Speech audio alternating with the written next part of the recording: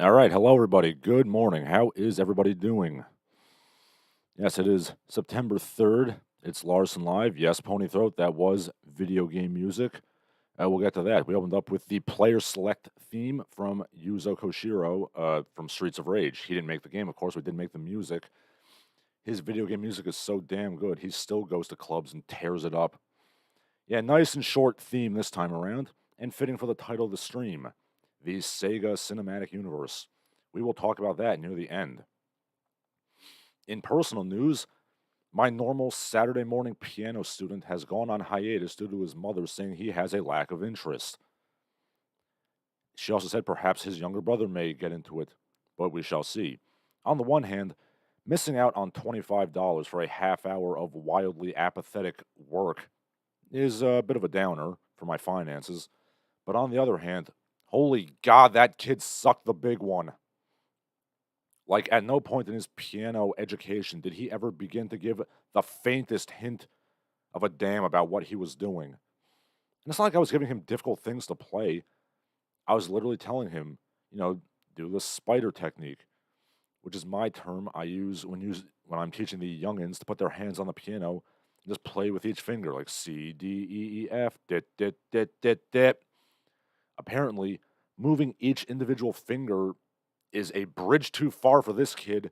He just kept flailing his flippers at the piano. Yeah, being a music teacher, like, that will absolutely floor you with how some people lack even the most basic motor skills. And believe me, I'm not exactly Baryshnikov myself, but my God. Like this one guy I was teaching harmonica to, this middle-aged chud. I mean chud in the physical sense, not the political sense. This dude looked and sounded like a sewer creature. Yeah, so anyway, I'm teaching this guy harmonica, and the concept of make your lips like a circle to play a single hole was something this guy never grasped in like 35 plus lessons. I mean, I'm all for people expanding their horizons and all, but sometimes you just gotta realize you don't have the talent for something, like me in the visual arts. I mean, I realized long ago that I cannot paint, I cannot sculpt, and only with great difficulty and effort can I even draw little cartoons like my logo. You see that logo? An actually talented artist could do that in like 5 seconds. It took me like a day and a half to design that. I cut my losses. I don't keep trying to be some great visual artist. Okay, Ponythroat says, was this kid a cliched Asian save for his lack of interest in piano, preventing his parents forcing him to learn it? No, he was not Asian. Well, actually, I think he was uh Middle Eastern in some way. So, I mean, I guess if you want to count that as Asian, then technically yes, but not East Asian, no. And most Asians tend to lean into the stereotype of having some degree of musical talent. And it's not an age thing. I actually had a little girl who was, Asian, same age as this kid, but she was like actually really good for like a little kid. So, I don't think it's some people just don't have the talent. Yeah, speaking of teaching, guess who has officially passed all his New Jersey practice exams? This guy now can finally get the stupid certifications, assuming that the black girl magic in Trenton doesn't hold that up and delay it as long as possible, which it totally is already. Yeah, all this toil and strife just to make $80,000 a year. Oh, that's not my teaching salary, by the way. That's the teaching, plus the music business, plus the little scraps I get from you people and my book sales and all that other internet stuff. That's a gross salary, not a net salary. So you can bet your ass I won't stop begging you people for money. Anyway, let's discuss this past week. Its glories and follies. Mostly folly. Did you know that maternal instincts are apparently a male construct? Because that's what some lady columnist said in the New York Times, I think. Let me check on that just a brief second here. Give me 1 second. I mean, she wrote a book, but yes, the New York Times. Yes, apparently some lady columnist and author thinks that maternal instincts are a lie and a sham. It's a social construct constructed by, patriarchal cigar-smoking men in the Victorian era. Yeah, okay. Here's an experiment for you, honey. Go run up on a baby bear in the woods and see how the mother bear reacts. Tell me if mama bear's maternal instincts are just a social construct. Okay, obviously these sorts of things are a spectrum. Yeah, more like an autism spectrum. I'm sorry. Okay, not every woman, coos and awes and goes to mush over babies and little puppers and kittens and cute things, but yeah, a lot of them do. You could get this observation from anybody who's ever been around the broads. Yeah, like, how do you even get paid to write something this stupid? Have you ever seen a group of women reacting to a baby or a puppy or a kitty? Gee, it sure would be nice to have a job where I get paid to deny basic reality. Yeah, but who are you going to believe? Me or your lying eyes? Yes, that's my Groucho impression, but to be fair, I always thought that Carl was the funniest of the Marx Brothers. Anyway, this is an example of basically 70s era, 1970s era feminist theory that comes up every so often, when people forget that it's complete nonsense. It comes up, it fails before the slightest scrutiny, and then it lies dormant, and then try to push it again once people forget about it. Incidentally, I actually just wrote up a lesson plan for my biology class about the difference between science and pseudoscience. And one of the main deals with pseudoscience is that it refuses to take criticism, it is not falsifiable, and the people pushing it have a great emotional investment in it. I don't know why I brought that up. Yeah, it's like the toy thing that they push every so often, like the gendered toys argument. Well, girls would want to play with trucks and guns, and boys would want to play with dolls they weren't forced to. No. Again, obviously, there's a spectrum here, and the basic concept of let the children pick what toy they want to play with is apparently something that people don't understand. But in general, you can say there are differences. And if you don't believe me, go ask anybody who collects vintage toys or like baseball cards and other childhood ephemera. I mean, they'll tell you vintage toys for boys, whether it be a bicycle or, what have you, or an action figure. I don't know why we don't call action figures dolls, but that's neither here nor there. Anyway, the point is, vintage toys for boys are much more rare and expensive than vintage toys for girls. Why? Because little boys are clod hopping around, smashing things, and they tend to break their crap. Again, have you never worked with children in your life? I have, and that's what I see. Anyway, this iteration of this eternal stupidity is promoted by a woman named Chelsea Conaboy, who published that article in New York Times and wrote some book called Mother Brain, How Neuroscience Rewrites the Story of Parenthood. Yeah, Mother Brain. Pretty sure writing a Metroid strategy guide would have been more intellectually honest, but I digress.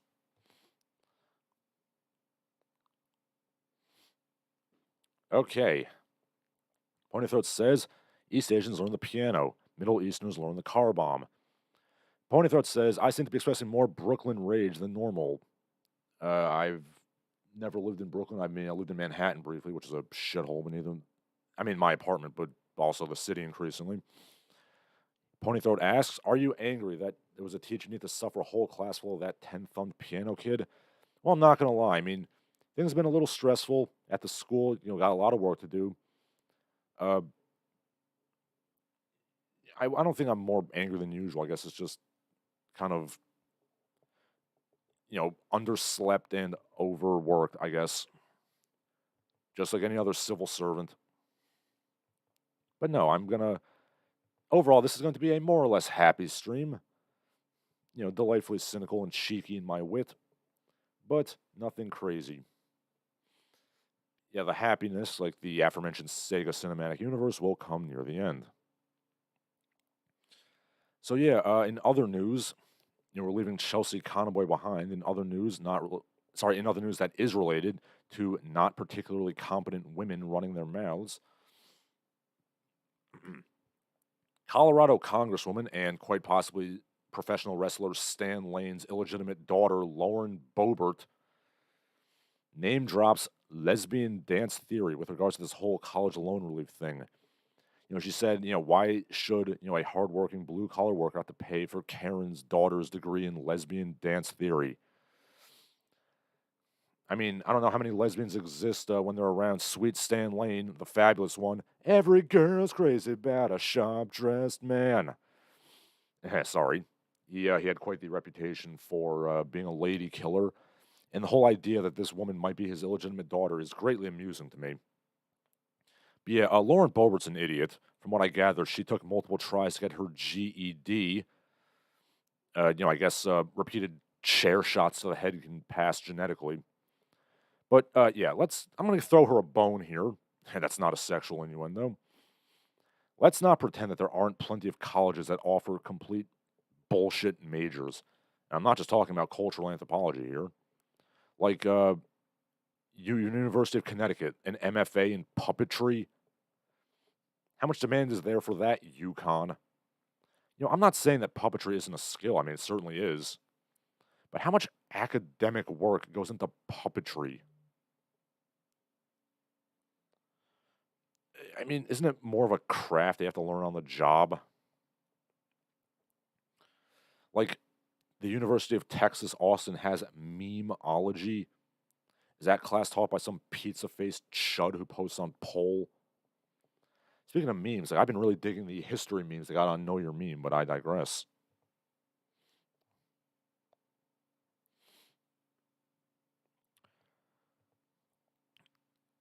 Okay, you can also apparently get a degree in cryptozoology from some places too. Yeah, I'm sure that gets you a lot of job offers. I think Joe Rogan put it best when he described the Bigfoot hunter community. He said, it's a lot of middle-aged fat white men who don't have sex very often. I mean, I could not put it better myself. Okay, let's see. Ponythroat says, we did formally call action figures dolls. G.I. Joseph changed that. Last time I saw action figures called dolls was in the Mortal Kombat arcade game Shilling Fatalities. By a scorpion doll. That was a friendship, sir. It's not a fatality. Ponythroat says Brooklyn Rage is not location specific. It's a state of mind. Perhaps.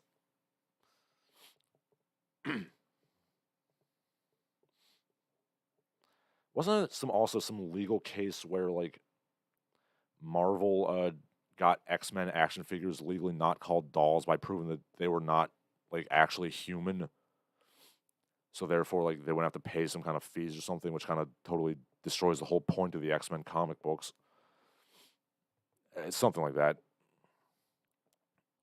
Let me see if I can briefly find that. I mean, I do have some other prepared remarks. Let me just see if I can briefly find that X-Men thing. Let's see what we got here.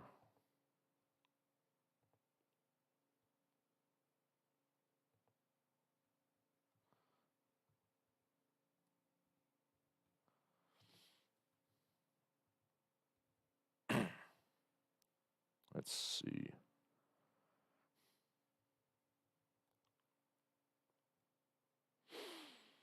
Okay, I'm looking. Okay, I can't find it. So, nonetheless, we will move on. Ponythroat says cryptozoology, the study of the barely sentient shit-covered animals in the woods that think crypto is a good investment. Yeah, we're going to talk about cryptocurrencies a little bit later in the stream. Let's move on. We got some more politics and news to talk about.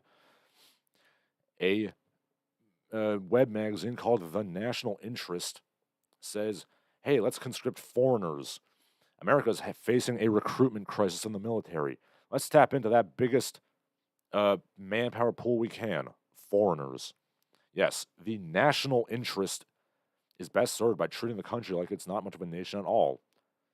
Treating America as just a big shopping mall. We should tap the biggest pool of talent available, foreigners, says Arshan Barzani. Breaking news, foreigner demands to bring in more foreigners. Because, that worked out great for Rome, didn't it? Yeah, we're in a late stage of imperial decline here. So I suppose we should be asking, since we are basically Rome, who will be our Alaric, our Geiseric, our Attila? Perhaps, I suggested this a couple streams ago. If we are having low military recruitment, maybe we could, like, I don't know, cut the budget a bit. America has continuously been at war for the past 21 years, and people are getting a little bit tired of it. I was born in 1991, so I dimly remember a time when America wasn't at war. I remember a time when the defense budget was being cut. I remember a time when the international community generally liked America, which, people tend to do when we're not meddling in their affairs and blowing up their shit, believe it or not. I remember when gasoline was 89 cents a gallon, and I remember when it seemed like there was some hope for the future. And then 9/11 happened and everything went to shit. September 10th, 2001, the last day of American sanity. If you want to increase military recruitment, you could either not, or you could give us a legitimate reason to fight, which we haven't really had since 1953, because being the global policeman and forcing countries to have McDonald's and gay pride parades, that doesn't really inspire anybody to greatness, to be honest.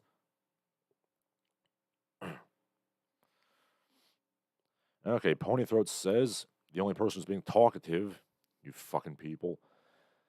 Now, he says the low military recruitment can be fixed in the same way most such problems can be fixed, but nobody wants to hear it. Pay the man, you fat fuck. What, like increase, like, salary?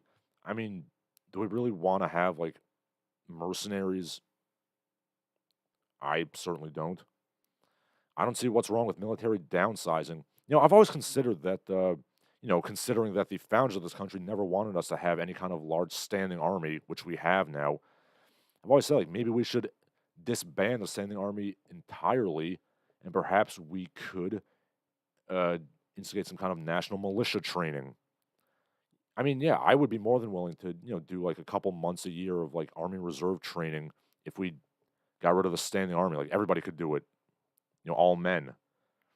I think that would be much more with the principles of this country. It would cut the budget massively, and we would end our stupid involvement with foreign affairs. And by the way, when I say that we force countries to have McDonald's and gay pride parades, I'm not kidding about that. I mean, they were literally teaching like gender studies classes in Afghanistan. Yeah, there was a post on Twitter I saw. It was like, the Taliban guys, once they stormed like the American embassy and whatever, they were literally holding up like gender studies textbooks and things and laughing at them. I mean, they were flying rainbow flags and putting up like Black Lives Matter murals and George Floyd murals and crap. Hell, I mean, at Guantanamo Bay, they literally have a McDonald's flag flying for the on-site McDonald's. Yeah, and the Taliban tore that shit down the second they retook Kabul. Because it turns out that these, Iron Age reactionary theocrats, they don't like gender studies, and they don't like BLM murals that we put up and gave pride flags. Yeah, but, America's totes McGoats reactionary and fascist, though, according to some noodle-necked liberal type. America's so right-wing, reactionary, and fascist that we literally topple reactionary theocratic governments and we force them to teach feminism and gender studies and CRT and have gay pride parades. And we wheedle countries to have diversity and bring in, immigrants from the global south. Yeah, it totally sounds fascist to me. America is an empire, no question, if only a hegemonic one. But America resembles the Soviet Union a whole hell of a lot more than it does Nazi Germany. And speaking of the Soviet Union, going to international news now, Mikhail Gorbachev passed away this past week at the age of 91. As we all know, the Soviet Union more or less peacefully dissolved under his watch, which is good. But then the new Russia had veritable crap loads of problems, which still continue to this day, and that's not good. But hey, at least he brought Pizza Hut to Russia. Yeah, I can't imagine the eulogies are going to be all that effusive in his home country. Let us recall that his intention was not to dissolve the Soviet Union, but to reform the Soviet Union. It's just that things spiraled wildly out of control, leading to many of the issues still facing the Eastern Bloc. And a few years later, you had Boris Yeltsin staggering about in his underpants on Pennsylvania Avenue. which, I think that's the main reason why Russians don't like Gorbachev so much. Not because of anything he did per se, but because he basically allowed the country to become a bit of a laughing stock in the world, especially under Yeltsin's tenure. Yeah, like most of the Gorbachev hatred really seems to be just sort of a proxy for Yeltsin hatred, which nobody does because, I mean, can you really blame Yeltsin for anything? I mean, I don't think he was sober at any point in his presidency. So all that, shock therapy and stuff, he was probably just hungover when he signed off on those bills. And with regards to Yeltsin staggering about semi-nude, I mean, to be fair, that was the Clinton administration, so I'm pretty sure Bill had taken off his pants as well. Remember when the most embarrassing thing about international politics was fat men misplacing their pants for various reasons?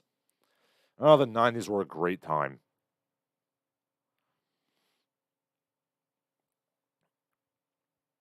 I don't profess to be an expert by any means on Russian politics, but it seems to me that Gorbachev's sins were more incompetence than malevolence.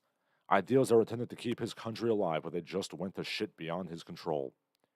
Tragedy, ain't it? Kremlin insiders say he's kind of like King Lear. He's a bit of a tragic figure, and I think that sums it up. Okay, let's see. Pony Throat is firing away comment wise. He says America spends on the army as if it was constantly in large scale war, resulting in a bloated system that only benefits military lobbyists. Maybe Euros have the right idea about armies. Well, I mean, it does indirectly benefit the Euros themselves, considering that they can have all their precious social entitlements as we, faff around with the military bases on their territories. Yeah, I know that these civilians certainly don't like a bunch of, meathead high tea soldiers, running about. Obviously, nobody does.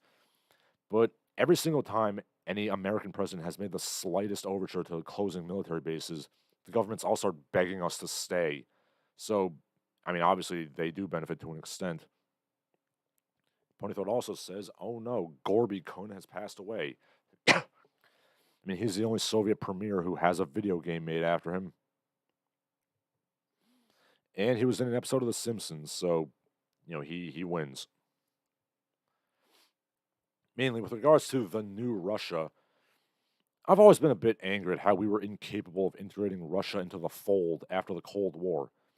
Whether it be out of anti Russian malice or general idiocy, we really botched the post Cold War. I mean, as great as the 90s were for America and, Western Europe and other countries, it wasn't so good for a lot of the world, and I admit that. We should have been friends with Russia.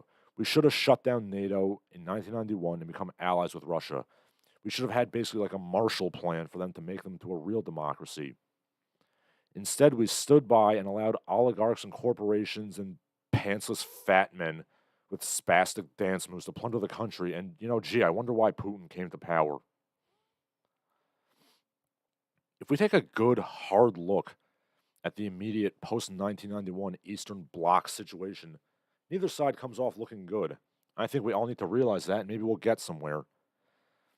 Russia doesn't look good because, they immediately, like within seconds, abandoned communism for Pizza Hut and the promise of wearing jeans and Rolexes and Mercedeses, which is basically an implicit admission that the past 75 years were a colossal fuck up.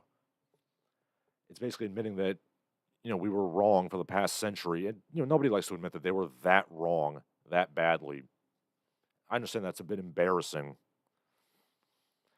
And also, kind of on that tangent, in Romania, Ceausescu actually, he imported Dallas, or what was it, Dynasty? One of those. I'm going to check that in a brief. Yeah, I got to look that up briefly. Let's see, that Dynasty. Okay, so actually, Dynasty and Dallas both were popular in the Eastern Bloc. So basically, what happened in Romania is that Ceausescu, he imported Dallas because he wanted to. It was the only American show that was allowed on Romanian TV. And it was because his idea was that they would look at these these decadent Texas oil people, and they're like the capitalist pigs, and people would be horrified at it. But guess what happened? Immediately, everybody's like we want to have all that stuff. And then, long story short, they overthrew him. And speaking of dynasty, that was actually very popular in Yugoslavia, which I don't know entirely why Tito brought dynasty there. I mean, he was certainly a lot more competent than Ceausescu, so maybe that was the same idea. I don't know. But yes, dynasty was extremely popular in Yugoslavia. It was said that the streets would be totally empty at 8 p.m. because everybody was watching Dynasty.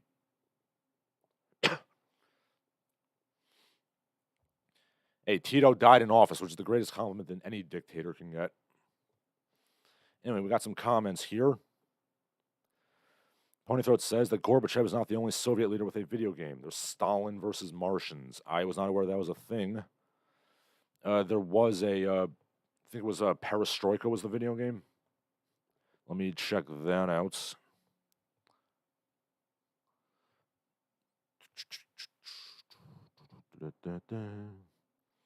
Come on, emulation website. There we go. It's, wait, that's not it.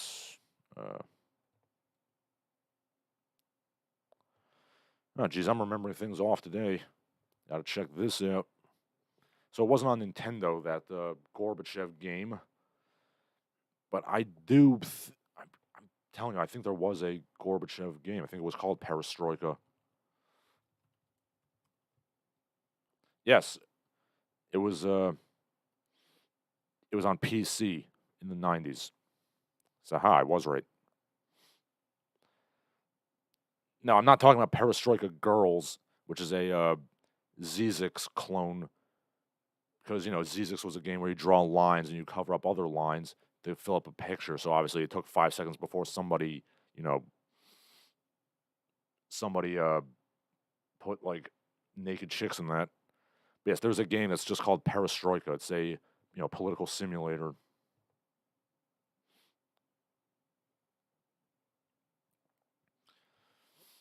Okay, let's see. C-Punk Messiah says the U.S. and Russia had to have a dick measuring contest. Yes, they did. Ponythroat says, to be fair, trading communism for Pizza Hut is a good deal. Communism sucks. Now Russians can get pizza, yurt, and burger czar. I don't believe Russians live in yurts, sir. Maybe the Siberians do. Actually, I don't think they do either. And Mongolia is no longer part of the Soviet Union.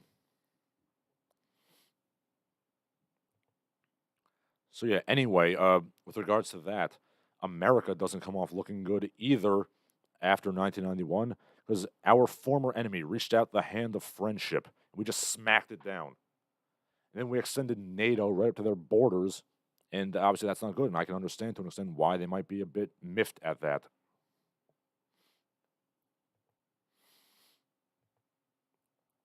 And speaking of hegemony, the World Economic Forum ran its tyrannical mouth again. There was an infographic on the Twitters that was tongue-in-cheek upon further glance, but it is pretty accurate to what they want. It said, by 2030, what will our diets look like?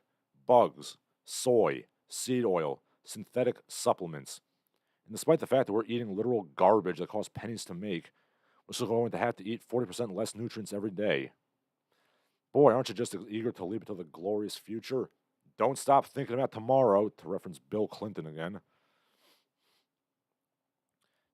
Yes, now just to specify, the image I'm referring to is a hoax. It's a joke. Some of the language is deliberately tongue-in-cheek, like soy will lower your testosterone, and that's a good thing. You can eat nothing and be happy. This is, of course, a reference to the legitimate slogan that you will own nothing and you will be happy.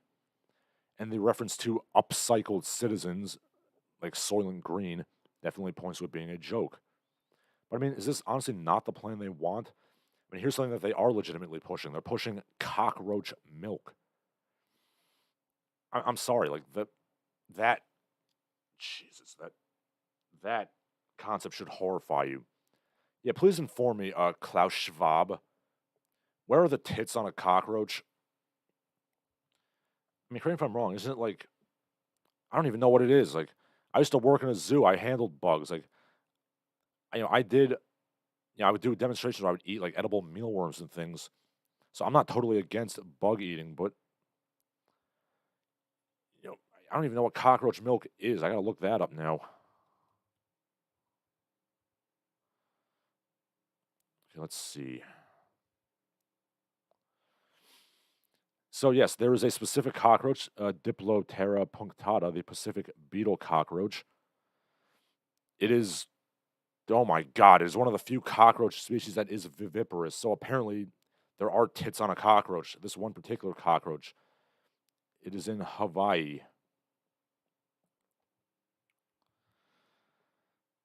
Diploptera punctata produces a neutrally dense crystalline milk to feed their live-born young.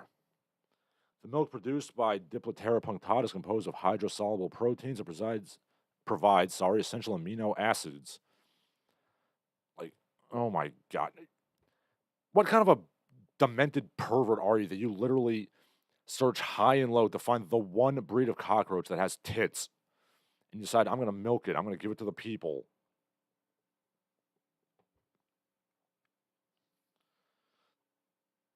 Like, what kind of sadistic bastard are you? I mean, I guess I know the answer to that. The kind of sadistic bastard who dresses like some kind of neo-tech samurai like Klaus Schwab does. Yeah, say German adapting Japanese warrior culture. Where have I heard that before? Yes, jujitsu was a big hobby of the Nazis.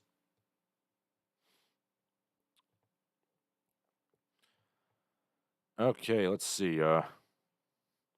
Ponythroat says, referring to Russian Pizza Hut, pizza unmarked mass grave did not roll off the tongue as well. Pizza kolkoj. Ponythroat says somebody's going to cross the Black Sea and milk all the Turkish people. Yeah, that's, of course, referring to the Turk Roach meme, which I do not approve of. I've known several Turkish people, and I mean, I've had good relations with all of them.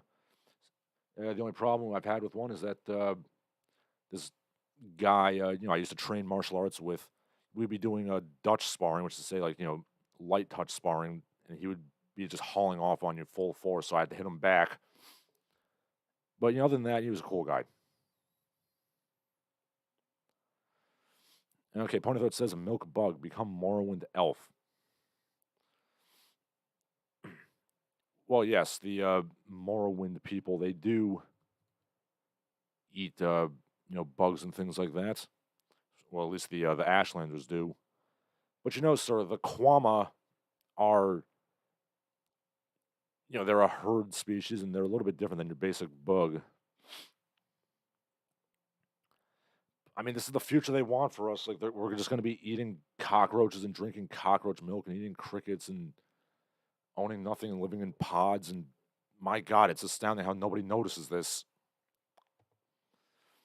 Ponythroat says Klaus Schwab dressed like a forgotten gray ninja from the early 2000s games that nobody cared about. I don't even know what games you're referring to.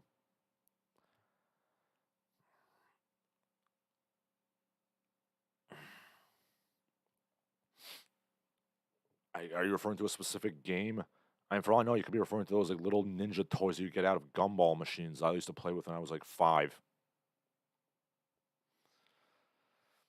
Ponythroat says Morrowind people, the Dunlanders and the Dark Elves, eating boogs is not based, but enslaving Argonians is, so a mixed bag and all. Well, they enslaved the Khajiit too, sir. And you know, you got to have those lusty Argonian maids, but beyond that, I'm very much against slavery. Not just because it's morally wrong, but because it's going to screw you good and hard a few hundred years from now. It's going to get you guilt tripped to hell and back. And frankly, as somebody who got bullied a lot as a child, I try to avoid giving people reasons to attack me.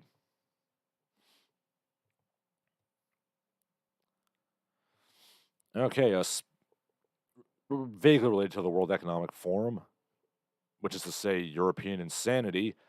In European news, the BBC, the British Broadcasting Corporation, although the other acronym might be applicable, refers to the Sami as the only true indigenous people in Europe, and I have a slight aneurysm here. Yes, the Sami are the indigenous people of Finland. But really, are we really saying that European people are not indigenous to Europe? This is absurd. Obviously, the goal here is to delegitimize the concept of Europeanness to justify the unending hordes of the global South coming in. Like, I'm sorry, where do you think European people came from? Like, where do you think European people are indigenous to? Do they just come out of the ocean? Well, no, obviously, they think the European people clawed their way out of the earth itself, beings of sheer malevolence and hatred. I mean, from what I can see, we're just a few years away from like Nation of Islam boilerplate about Yaqub and the grafting of the white race being, boilerplate studies in school. And by the way, Elijah Muhammad, wait, would it be Wallace Fard? Grafting is putting things together. The word you're looking for is pruning. Clearly, the Nation of Islam doesn't have fruit orchards.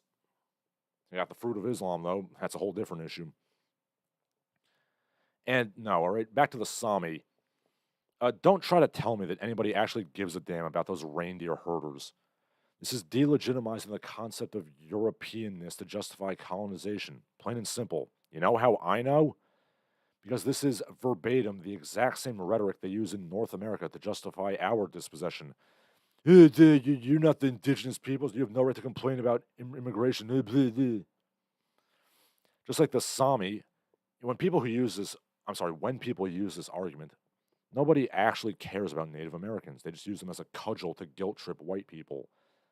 Because if they did actually care about Native Americans, they'd probably, do things for them instead of bringing in millions of new people each year.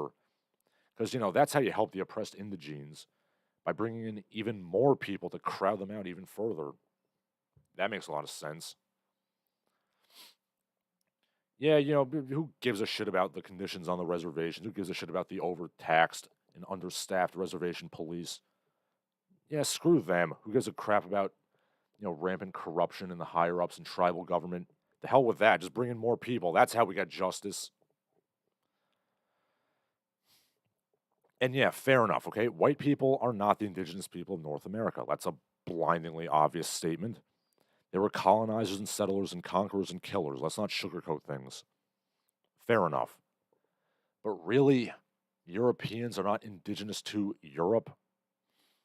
I mean, if you're going to castigate the Indo-European migrations, which is probably what they're going to do, if you're going to castigate, the Bellbeaker, Volker, Wanderung, and the battle axe cultures and stuff, where do those people and those cultures originate? The Pontic Steppe, which is in Europe. So basically what you got is some Neolithic European people moving around and conquering other Neolithic European people.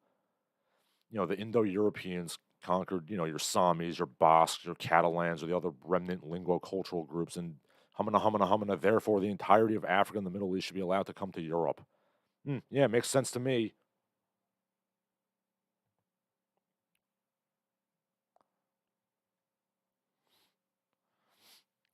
Okay, Pony Throat says that Klaus Schwab dresses like somebody from the Mortal Kombat games. Forgot to type the title somehow. Ah, yes, the 3D Mortal Kombat, where they introduce all those wonderful characters nobody gives a shit about. Although they somehow managed to put Nitara in the movie, which, I don't know why they made that one. Ponythroat says slavery did bring a terrible curse on America a few hundred years later, but it ain't a guilt trip. I mean, a lot of it is the guilt trip. The guilt trip leads to a lot of the crap we're in now. C-Punk Messiah says, God forbid you bring up the Aryans because the Nazis ruined them too. Yes, they sure did. Just like the swastika was completely ruined by the Nazis. Ponythroat says, what about Iceland, which was as empty until white Europeans arrived? Yes. Well, I'm sure they'll say that there's fairies and elves there and that Europeans took the land from them or whatever.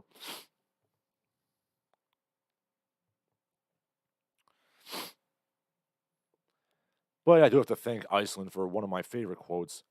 There is no reason to live if you do not do deadlifts. John Paul Sigmarsson. A man who was so dedicated to deadlifting, he literally died doing so. That's a man right there. Set a new world record for deadlift, dropped dead of a heart attack. 992 pounds, 32 years old. Boom.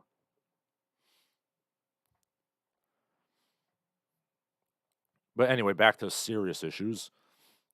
The question I always ask about this sort of rhetoric is who do we apply this to and how far back do we go?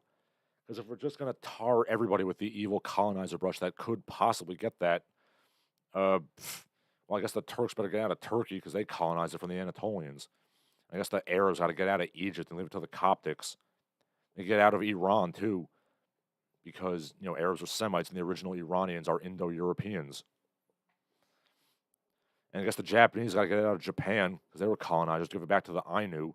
Chinese people got to get out of Taiwan and Singapore because they colonized it. The various Bantu-speaking peoples got to leave their parts of Africa, give it back to the pygmies or the Dik-Diks or whatever, and so on and so forth. A world of people eternally moving around under a dull haze of self-loathing.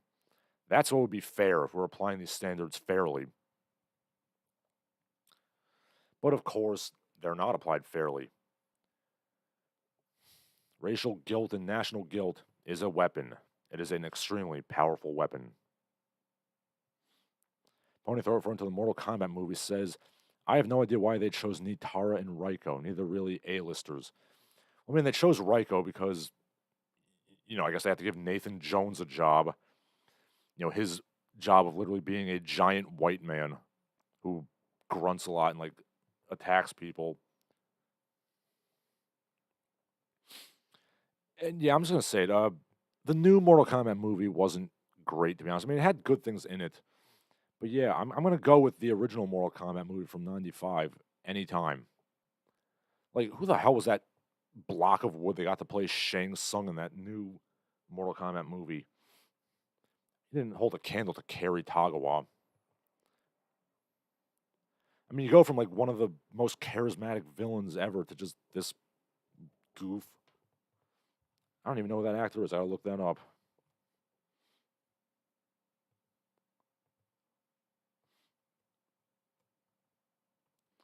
And I'm hitting the wrong button.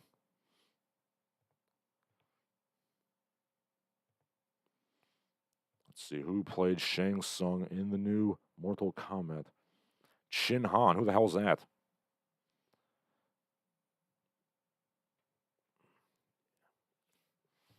Oh, it was Mr. Lau in The Dark Knight. Whatever. I mean, come on.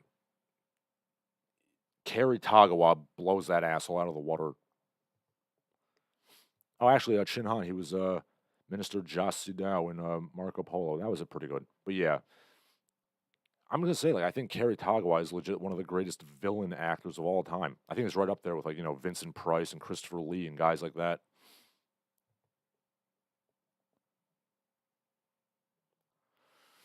Ponythroat says Raiko doesn't even look like Raiko. I didn't even know it was him at first glance. What, you didn't recognize the 7-foot-tall block of wood that is Nathan Jones?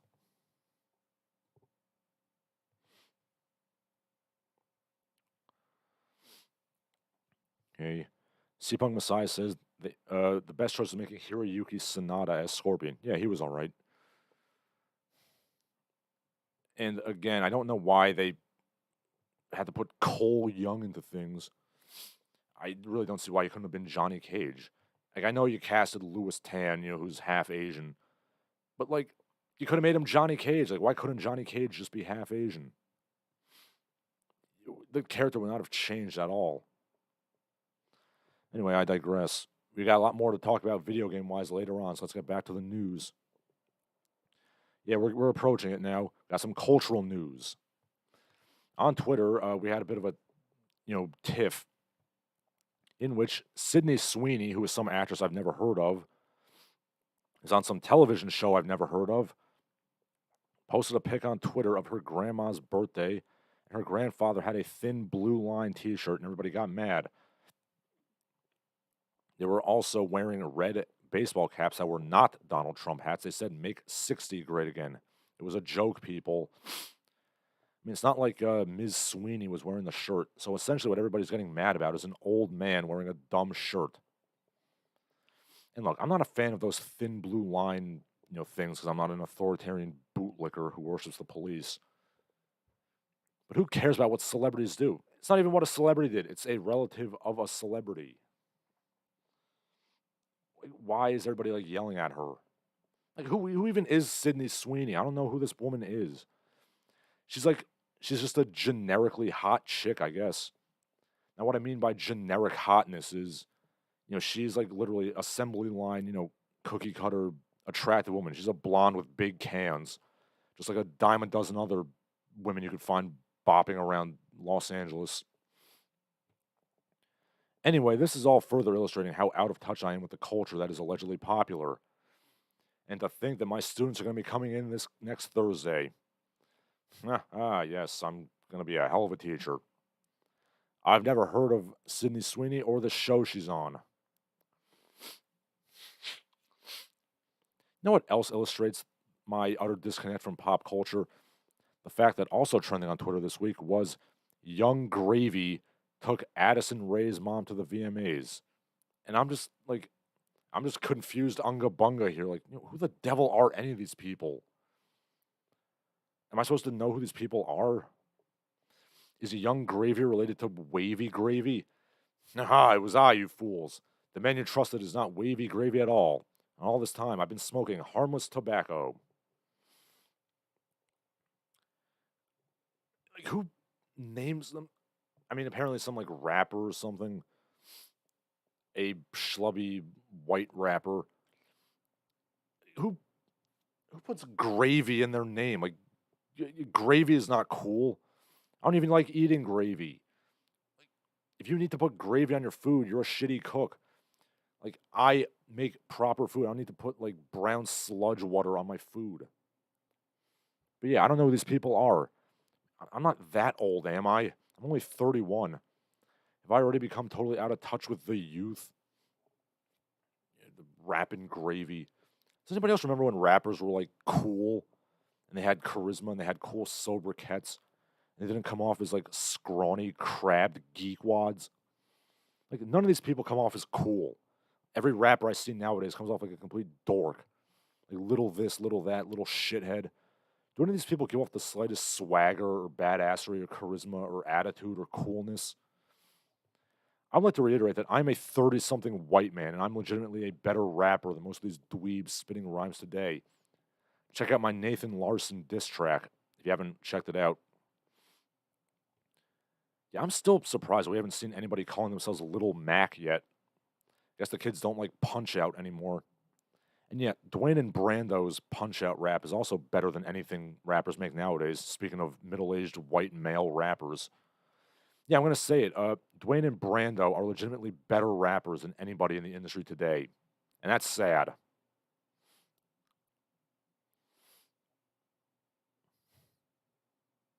Okay. Jim Tooner says Chin Han, named one of the 25 greatest actors of Asia of all time by the Asian division of CNN, like Toshiro Mifune and India's Amitabh Bachchan. I know who literally one of those people is. Again, I reiterate that I do legitimately think Carrie Tagwa should be on like the Mount Rushmore of like villain actors. Like right up there with Karloff and Lee and Price and all those guys. Ponythroat says for the next Mortal Kombat movie, they're going to bring in No Face, Tazla, Dorak, and to show all the favorites. What is that, from like Mortal Kombat Special Forces? I mean, I should let you answer, but I'm going to look it up just because I'm a pedant like that. Yes, Mortal Kombat Special Forces, the game where they take, this serious and stern military man, Jax, and turn him into some kind of funky, cool, like, blaxploitation man, which is ridiculous. Ponythroat says, I can't wait to hear you call the students cavern-headed cretins on stream. Oh, I only give it to those who deserve it. Okay, Jim Tooner says, Sydney Sweeney had stage parents who pushed her into Hollywood around the age of 14. She's been around forever. She's a generic utility player. Yeah, like I said, like generic hot chick. I mean, obviously she wasn't like a blonde with big hands, but there's a dime a dozen of these women you could find in LA. It's like generic. There's a certain like generic hotness you can basically order up at a plastic surgeon. I mean, there's this girl who works at the local burger joint I go to sometimes, who is like that sort of utterly generic hotness, which is honestly kind of off-putting. Ponythroat says Gravy Jones. Is that a rapper name, like Davy Jones?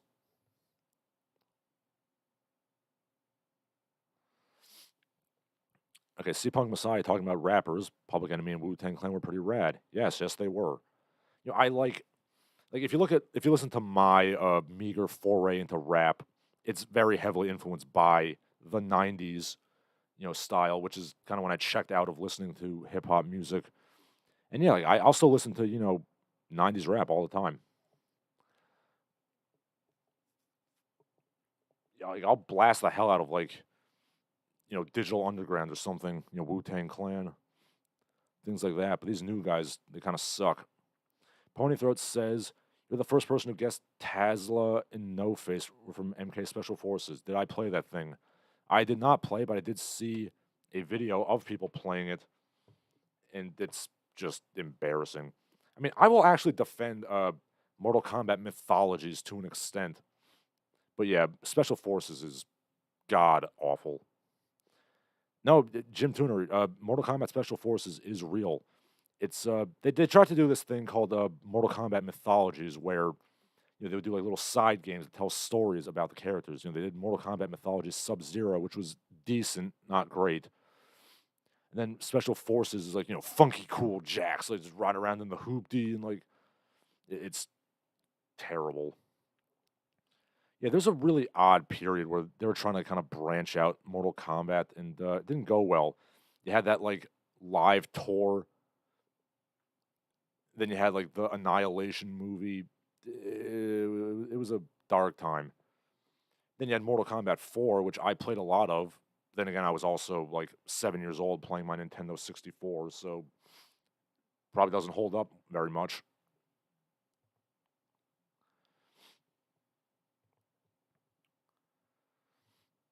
And then there was a 2000s period where I actually like Deadly Alliance, but yeah, the other two are not good. And I actually think that these I mean, not special forces, God no, but like the mythologies concept could actually work. And they did that. There's basically three of those. They did the two in the '90s, then they did Shaolin monks with Liu Kang and Kung Lao in the uh, in the 2000s. That one was actually really good. I think the concept could work if you did it properly. And Ponythroat explains further that yes, they made Jax way more stereotypically black in Special Forces. Yeah, it's like super black exploitation to the extreme, and it's kind of absurd. And it kind of carried on a little bit into the 3D fighting games. And thankfully, they toned it back. I mean, come on, he's supposed to be like a stern military man.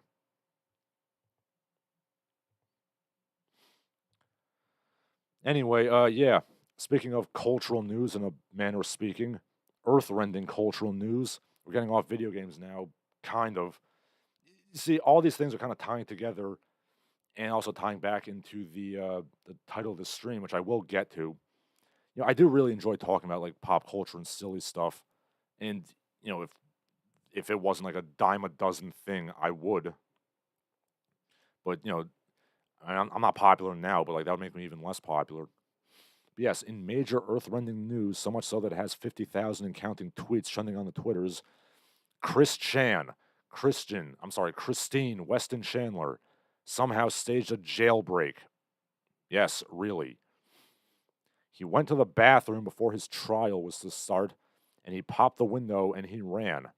And the police cannot find him. He's gone. Yeah, I'm sorry, but I've seen videos of this cretin running. He literally gets exhausted after like 45 seconds. And I don't think he's gotten in any better shape since that video was made. I don't even remember when that video was made. Like, I was a pretty hardcore Christorian at one point in my life, like in high school. Then I realized how ridiculous this whole thing was. Like, why am I obsessing over this middle-aged, like, loser? But yeah, I mean, that video of him running came out years and years ago. He was utterly exhausted after like 45 seconds. I think he's gotten even fatter since then. I mean, how far can somebody run in a minute? Like, the world record for a mile run is like 3 minutes 40 or something. It's some Algerian guy, I believe. Yeah, so in 1 minute you could run like a little more than a quarter mile, and that's if you're a elite level runner. Which Chris Chan, despite his adoration of Sonic, is most definitely not an elite level runner. I mean, you can't put out a perimeter search for like a 400-yard radius or 366 meters for those of you people on the metric system. The fact that they can't find a morbidly obese transsexual is a testament to the incompetence of American policing. All right, listen up, ladies and gentlemen. Our morbidly obese fugitive has been on the run for 5 minutes. Average foot speed over uneven ground is 4 miles an hour. He's a lard ass. Gives us a race of like a quarter mile. What I want out of each and every one of you is a hard target search of every gas station, residence, warehouse, farmhouse, henhouse, outhouse, and doghouse in that area. Your fugitive's name is Christine Weston Chandler. Go get him. Yes, that was not a good Tommy Lee Jones. Anyway, yeah, for God's sake, a group of Boy Scouts getting Woodlore merit badges could track him down. I mean, more than that, why was nobody in the bathroom with him? Like, hello, he's a convicted felon, or at least on trial for felonies.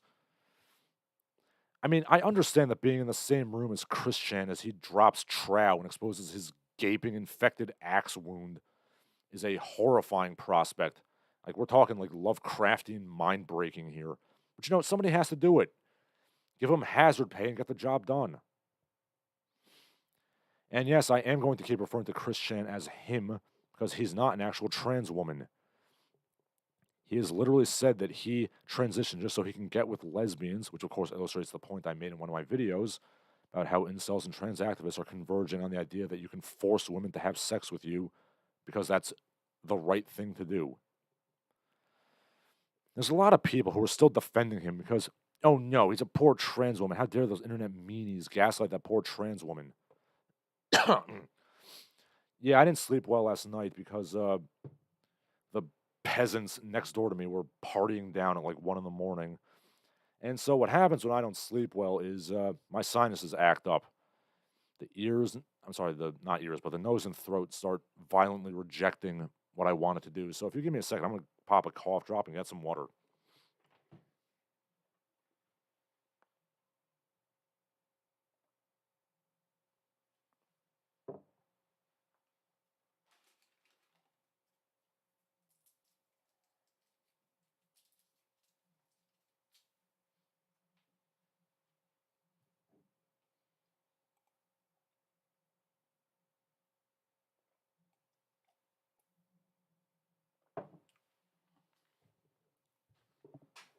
And yes, as I've said before, if your culture is one that makes like loud, wordless screaming and just general insanity at like 1 in the morning, your culture kind of sucks. Thanks. But yeah, from one suck to another. Here's Chris Chan again. I like to point out to you people, anybody who sympathizes with him, he's not a trans woman. He was a garbage human being, even when he was a cis man. And yeah, I know he's autistic, but come on, he's on the high functioning end of, moderate to high end of the spectrum. I mean, he was capable of getting an associate's degree from community college, so he is, at the very least, of average intelligence. I mean, he had the mental capacity to, at the very least, like live on his own and like work a minimum wage job. At the very least, pay rent to his parents and not live in a room full of toys and childhood ephemera. And last I checked, autism does not make you a creepy incel racist who sexually assaults your own mother. Yeah, I think Will Graham from Red Dragon put it best. As a child, my heart goes out to him. As an adult, he's irredeemable. He was, of course, referring to Francis Dollarhide, the Tooth Fairy, but it applies just as much here. And now I'm imagining the elaborate escape adventures of Chris Chan. He's going to be boarding down the hills and stuff like Sonic Adventure 2, rolling around at the speed of sound, Got places to go, gotta follow my rainbow. I was imagining him gadding about the hills of not San Francisco to late 90s butt rock is the only way I can make myself forget that he sexually assaulted his dementia-addled mother, and I pray for the black embrace of death. Yeah, speaking of Sega putting San Francisco in video games, we'll get to that in a little bit. How did it even fit in a window? As far as I'm aware, he ain't getting any thinner. What was it, like a big Gothic arch and tracery out of the Notre Dame Cathedral? Now I'm imagining Christian smashing through stained glass windows while screaming sanctuary. Yeah, Victor Hugo references, only on Larsen Live. Yeah, that's going to get me that mainstream appeal. Why don't I reference Balzac while I'm at it? All right, let's look at the comments. Okay. C-Punk Messiah says, don't feel bad about not being hip to what's cool nowadays. I'm 30 and I actively avoid pop culture because it's lame as hell. Well, yeah, that is true. And then everybody starts talking about Christian. Jim Tuner says, run, Christine, run. Yeah, that's funny because, much like Forrest Gump, he also lives in the Deep South. Well, actually, I mean, does Virginia count as the Deep South? I mean, it's pretty shallow. C-Punk Messiah says, Christian has warped to Quickville. Oh, he's doing that dimensional merge, all right. Okay, let's see. Pony Throat, still talking about Mortal Kombat. Okay, are Mortal Kombat Armageddon's, kata airboxing arcade ladder endings that the audio plays over unbearable funny when you're playing as Kenshi? I'm not entirely sure what you're referring to. I'm gonna look that up. Give me 1 second here. I gotta go. I mean, Mortal Kombat Armageddon sucks. Let me see if I can find what that is. Okay, so here's Blaze. Yeah, he's flailing about. I mean, I don't see what's that funny about it, but it's there. I mean, katas are pretty stupid in general. I mean, I'm proud to say that I've studied 2 martial art forms that neither of which have ever done stupid katas. J. Jew says, hey, gays. Hello, sir. Jim Tuner says, everybody's autistic now, all based on self-diagnosis. I mean, I feel like a lot of modern culture kind of induces sort of like pseudo-autism, which is just due to like lack of, socialization, things like that. Yeah, that's a problem with society. I mean, I do believe autism is congenital. Like, you can't induce autism. Rick compliments me uh, for my reference to Escape from the City. Yeah, Sonic Adventure 2 is 1/3 of a good game. The Sonic and Shadow parts are good. Everything else is just dog shit. Yeah, I really want to scavenger hunt for emeralds as Knuckles as like god awful white boy rapping plays in the background. Megatherian says, dispatch, I have a naked fat man on the run. Send SWAT. Yeah, it's time to play some Kick the Autistic. Ponyvote says, CWC is proof that Action T4 was justified. Oh, the edge. Ponythroat says, Kenshi is attacking people because he's blind. I mean, doesn't Kenshi, like, kind of see? Isn't he kind of like Daredevil in that he can, like, kind of see things? Like, with magics or whatever? I gotta look this up because, this random Mortal Kombat trivia is very useful to me.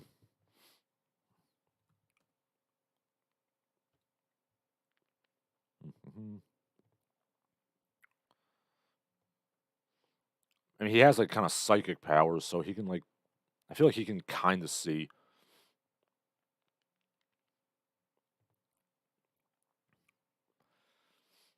Okay, C-Punk Messiah says, if Chris had a group of dude friends and treated him like one of the guys, it might have turned out better. Yeah, I mean, there's a lot of things that could have been done to make Christian at least be a somewhat functional human being. But I mean, it's all in the past now. Okay, Jim Tuner says American anime oddity Kath Leth. And she diagnosed herself as autistic after she had surgery to remove her breast to be a better non-binary. Yeah, that's something I have noticed was he, unfortunately a lot of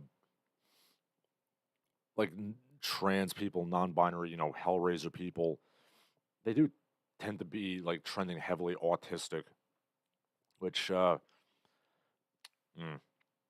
yeah. And then there's the troll to transgender pipeline, which yeah, it's all very confusing, and there's a mess of data we need to parse through, and it's not going to be my job. Okay, Ponythroat said, I need to know if Larsen understood Operation Potato Chip. Well, I assume it's a pun on Operation Paperclip. I mean, that's about as much as I got. I mean, I don't eat potato chips, sir, so I don't get references to potato chips. Other than, like I said, referencing Operation Paperclip, which of course brought Werner von Braun to work for NASA. Jim Tuner says what Chris needed was good old fashioned schoolyard bullying. I mean, I think he did suffer pretty badly on the schoolyard. So, I mean, I don't think that would have really helped. I don't know. I mean, I think more than anything else, it really does kind of go back to his parents who didn't, raise him properly. And to be fair, obviously they didn't understand how to raise an autistic child. And to his credit, his father did seem to realize how badly he'd messed up and tried to fix him, but it was too little too late by then. And Ponythroat explains, it's a wood chipper joke. Thank you, sir. I did not get that.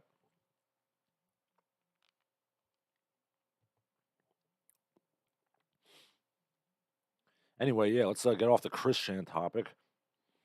Let's talk NFTs, which I referenced earlier with cryptocurrency. A 350,000 monkey NFT, that is to say, a bored ape or stoned ape, whatever the hell it is called, that's originally sold for $350,000. It just sold again for $115. So, have we all come around to the fact that NFTs are completely worthless now? While we're at it, Bitcoin seems to be dropping in value precipitously. I had put about $1,500 into cryptos, and now it's currently valued about $900. My holdings. So yeah, there's a pretty good reason why most of my investments are in stock rather than crypto shit. In contrast, my stocks have gone up. And yeah, I'm going to tell you people a little bit of what I've been investing in. I've actually invested in several psilocybin mushroom companies. It's legal, and a lot of data has shown that it has remarkable good effects on treating schizophrenia and things like that. So I think it's going to be the next big thing in medicine. So I am investing. And now that I'm invested already, if you guys invest, that'll increase my stocks. So yeah, get on it, guys. Anyway, yeah, speaking of cryptocurrency, those great financial investors, Eminem and Snoop Dogg, are still pushing these stupid monkey coins. Yes, those great financial analysts, Marshall Mathers and Calvin Brodus. And again, my thesis about how hip hop has somehow become incredibly uncool in the last few years gains more credibility. Nothing says cool like two 50-year-old men dropping rhymes about a Ponzi scheme. Incidentally, last night, while I was half-assedly making lesson plans, I saw one of those My Ancestor memes that had, some mumble rapper looking up at like Chuck Berry. It was just like My Ancestor. And I thought that was really funny. I might put it in my meme reel, actually. Anyway, the only way that two rappers rapping about NFTs could be even less cool is if they were rapping about POGs. That's POG, P-O-G, not POG, P-A-W-G. The latter of which I do approve of, as long as it's done within reasonable limits. It's not just size, it's shape. Because let's be quite honest, NFTs are basically just glorified digital pogs. Except, pogs you can at least play with.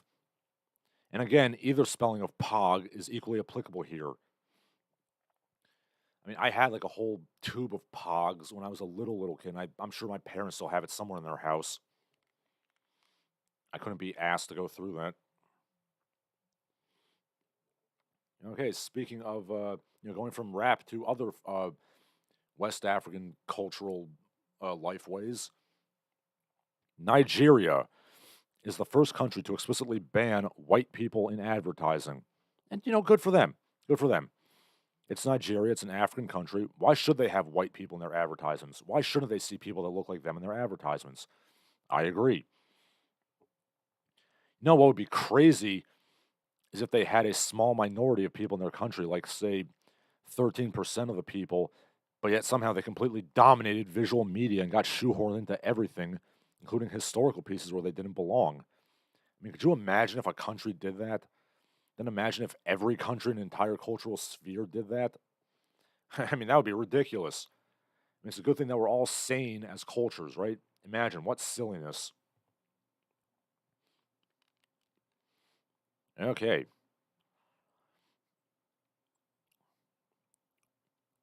Ponythroat asks, is Larsen going to talk about that new Lord of the Rings show at some point? I actually did not prepare any remarks about it, but we could a little bit. I mean, I did not watch it because I refuse to watch it. I agree with Razorfist that hate watching is completely stupid. I mean, it looks like crap. The reviews that I've seen look like crap. I'm sorry, the reviews that I've seen say it's crap. That's all I need to know. Like, I'm not going to watch it. Did any of you guys watch that Rings of Power show? I mean, you shouldn't. I refuse to give Jeff Bezos anything. I mean, I say I watch The Boys, but I don't pay for it. I used to work for Amazon in the procurement center. I adamantly refuse to ever give Jeff Bezos a penny again. Ponythroat says NFTs are like beanie babies, but you can't even have sex with NFTs. I'm going to be honest, sir. If your penis fits inside a beanie baby, I would not, I would not say that aloud, to be honest.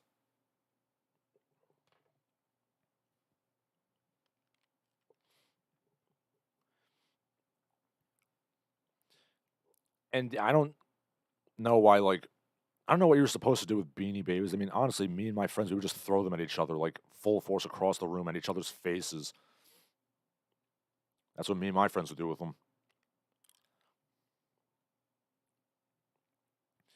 Megatherian says an asset whose entire value is based in memes is going down. Who'da thunk it?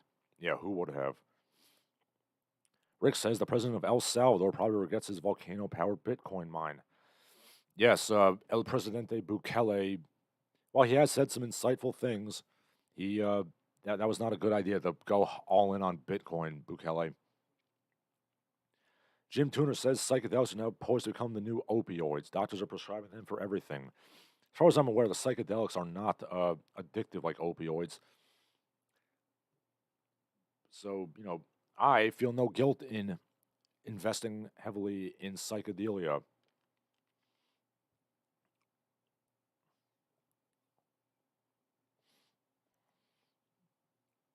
Okay, C Punk Messiah says this is why heavy metal still reigns supreme. Oh, believe me, C Punk Messiah, they're trying to like crap up heavy metal too.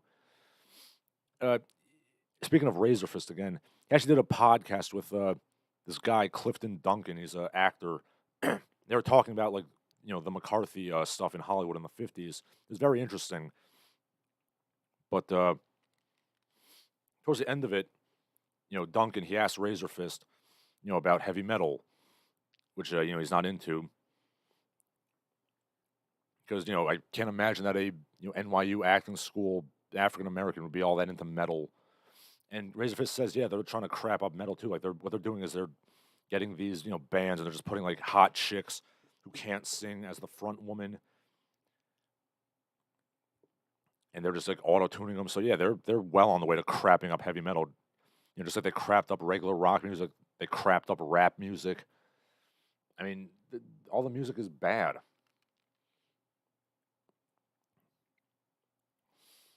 I mean, if you want to see how shitty music industry is. All you have to do is just point out what I've always said. Kaz Fujimoto, the lead singer of Kagero, he's a multi-talented, multi-instrumentalist, great singer, plays harmonica, violin, guitar. And guess where he got in music? Nowhere. The dude's literally working at a grocery store in Brooklyn. Like, if I can regularly go to your workplace and just shoot the shit with you, yeah, you failed as a musician. And that just illustrates it. You can have all the talent in the world and you just go nowhere. Meanwhile, these dead-eyed catamites are making all the money in music. Ponythroat said, I never said you were the one penetrating the Beanie Baby. Well, I mean, yeah. My wiener is bigger than your average Beanie Baby, to be quite honest. C-Punk Messiah compares hate watching to cuckolding. Yeah, a little bit.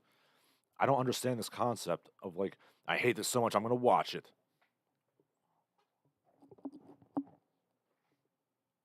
Jim Tuna says psychedelics are not addictive, but overuse leads to brain damage. Well, yeah, that's true. I mean, nobody should be doing psychedelics every day. I mean, even like the ancient shamans or whatever, they only use it like once in a while.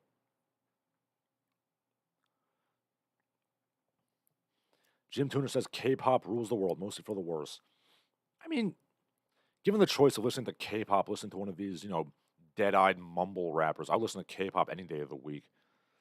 Like, K-pop's not my thing, but, it's not the worst thing in the world. As I've said, I do like seeing, Asian people being presented as, dashing, sexy singer types. I just wish they weren't, prancing gay boys. But yeah, there's still good music being made. Speaking of Asia, The Who is still kicking ass. So, I would listen to them. Ponythroat says the virgin magic mushroom versus the Chad Benadryl overdose. I know I've only recently become aware that people can overdose on Benadryl, and it's pretty ridiculous.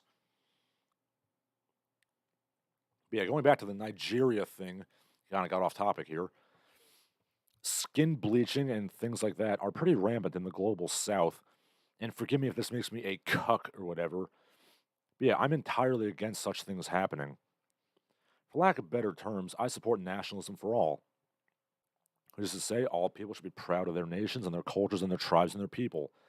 And they should strive to make their nations the best they can be and, not send out hordes of fighting age young men to go to wealthier countries and mooch off the system, which is literally what the government of Pakistan is telling people to do. Like, if I was, Mark Wahlberg, the Prime Minister of Pakistan, yeah, look up what Imran Khan looks like. He looks exactly like Mark Wahlberg. I'd be embarrassed to say something like that. Like, my country sucks and I can't provide for my people. Go to our former colonizer and, like, mooch off them. Yeah, by extension, we should all strive to live in harmony with each other, understand each other's cultures, and be cordial without getting up in each other's business. Good fences, i.e., borders, make for good neighbors. In other cultural news, and speaking of dead-eyed mumble rappers, CNN says, from Brad Pitt to Little Nas X, more men are wearing skirts. First of all, there's only one Nas, and it's Nas, okay? Secondly, I don't think so. Stop trying to gaslight the male gender into wearing women's clothing. Yeah, speaking of rappers that are mind-numbingly uncool. Now, I feel like I'm a bit more open-minded than a lot of people, but the concept of men's lower garments other than pants, it's not something I'm entirely adverse to. Kilts, togas, tunics, robes, sure. Sometimes you gotta let your balls dangle free. But not skirts, okay? If it's got pleats in it, it's women's wear. If it's bedazzled, it's women's wear. And men shouldn't have open backs either, Timothy Chalamet. All right, look, what is the ultimate goal of any fashion? From my understanding, thank you, Antonio Centino, It is to create a smooth, streamlined silhouette that also accentuates and enhances the secondary sexual characteristics.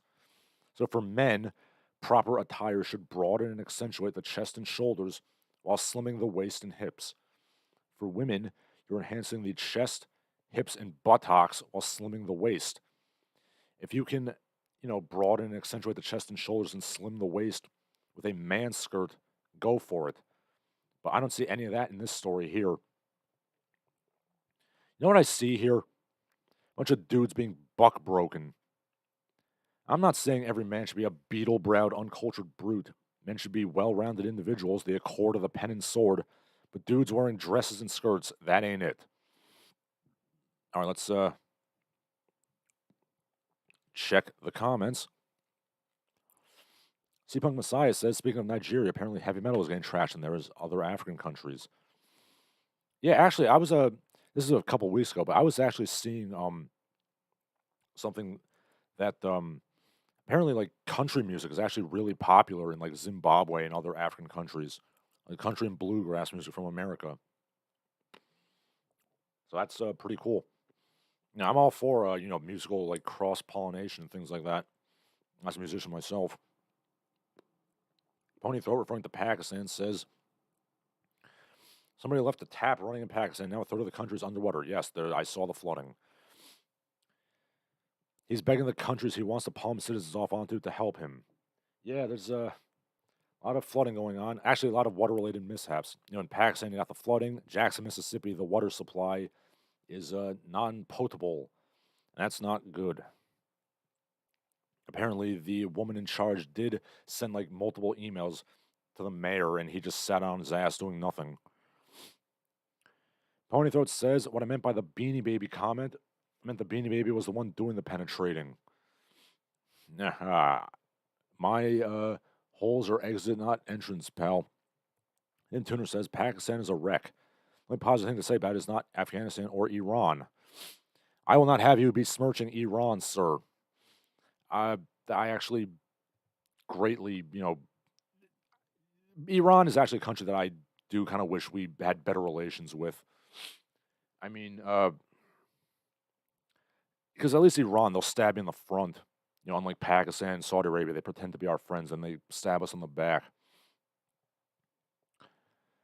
And, there are many things I do greatly respect about Iranian culture, like, Zoroastrians and things like that. And, yeah, I'm not going to lie, Iranian women way hotter than other women in the region. C-Punk Messiah says, I'm confident enough in my own masculinity that I would cross-dress and not feel my masculinity waver at all. Would you do it every day, though, sir? But yeah, as a side note related to all this, all this talk about like men wearing dresses and like lesbian dance theory that I talked about before, that brought me to a very interesting article on Talkie Mag by Steve Saylor about the decline of dancing in American culture. Up until the 60s, it was very common for American men to take ballroom dance lessons. I mean, hell, the two most famous movie stars of the 50s were Gene Kelly and Fred Astaire, two heterosexual men who were dancing machines. For all the demonization of the 50s, toxic masculinity, evil 50s patriarchy, men were a lot more cultured and well-rounded, and dare I say, in some ways, they had less of the, thuggish masculinity back then than they do now. Because in some dim way, there was still the idea that an ideal man had to be somewhat aristocratic and have the harmony of the hard masculine and the soft feminine within him.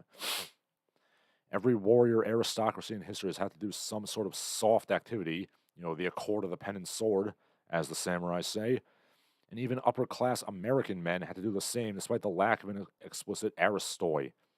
But the hell with all that, apparently. So the article asks, could we possibly socially reconstruct the ballroom dance in America? I mean, I myself was briefly interested in it, and I like to think of myself as being overtly masculine to the point of being cloddish and bullheaded. But that was in large part due to the fact that I was briefly dating a ballroom dance instructor who also cemented in me the difference between being curvy and being fat in my eyes. She had that like fertility goddess build, which I like very much. Then I had to stop doing that because in addition to her ghosting me, for some inexplicable reason, I would have had to pay close to $1,000 a month for lessons, and I still have no idea why it would cost so much to teach dance lessons. You just need a space and some music. It's the exact same setup as martial arts, except that good martial arts school should only bring you up like 100 or 200 a month. When I say close to 1,000, I mean like 600 or so, just FYI. Anyway, assuming that I can yell at Trenton enough to get the money I need to be paid, perhaps I will start, cutting a rug again. But enough about Larsen's personal life. I digress. And with all this talk about dance and menswear, specifically men's lowerwear, I'm all for a revival of harem pants. Men should wear puffy pants more often, damn it. Okay, let's see. Jim Tuner says Iranian people and their culture are good. Yes, I agree. The Iranian government and the poverty is not good. I also agree with that. Bib Slankovich says Kagero's red and black is my favorite. I like smoking on Bali Shag myself. Ponythroat says Equatorial country, I assume you mean Equatorial Guinea, had the civil war started by accordion players stealing each other's lines. Oh, I gotta look that up.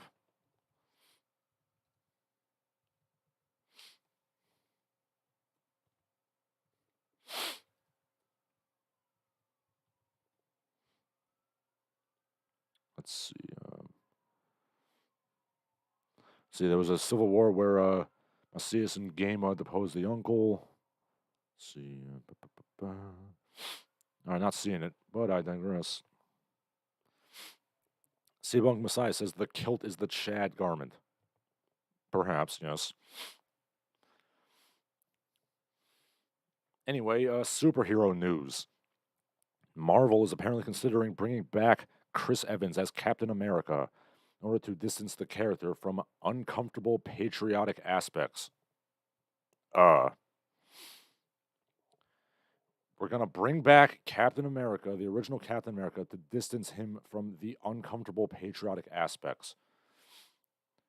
Okay, so admittedly, a character named Captain America is always going to have a bit of a political slant to him, quite obviously. But in all of the characters' best written runs, your Steve Englehart and, Ed Brubaker in the original, Kirby and Simon runs, and the Kirby and Lee runs too, they made it very clear that Captain America represents and fights for the ideals of the country rather than whoever is running the government at the moment. In fact, a very common theme of the character is the clash, the conflict between doing what the government says and doing what is morally the right thing, which are often very different things. And for God's sake, there's literally been 2 times he literally quit being Captain America. He was so disgusted with what was going on in the government. By some strange coincidence, the first time was when Nixon was running the show, and then the second time was when Reagan was president. The writers of the character have traditionally made it very clear that he represents the American ideal. He strives to make that ideal a reality in the country. It's patriotism in the sense of I can and I should make my country better than it is, so it can be the best it can be. It's worth pointing out that his old school creators, Joe Simon, Jack Kirby, and Stan Lee, they all fought in World War II, just FYI. But using the phrase uncomfortable patriotic aspects seems to be implying that showing anything other than contempt for America is bad somehow. Also, I'm pretty sure that this whole topic is literally why John Walker, the U.S. agent, exists, to represent the negative side of patriotism. He represents the negative stereotype of America, the jingoistic, reactionary, belligerent, warmongering douche. Again, that's why John Walker exists, to create a contrast to the idealized Captain America, Steve Rogers. Steve is the ideal we strive for. John Walker, while not a villain per se, he is the negative reality that many are mired in. Dare I say that the uncomfortable patriotic aspects are represented by U.S. agent.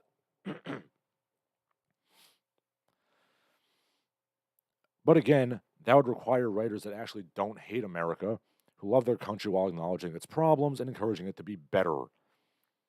Such a thing apparently doesn't exist anymore.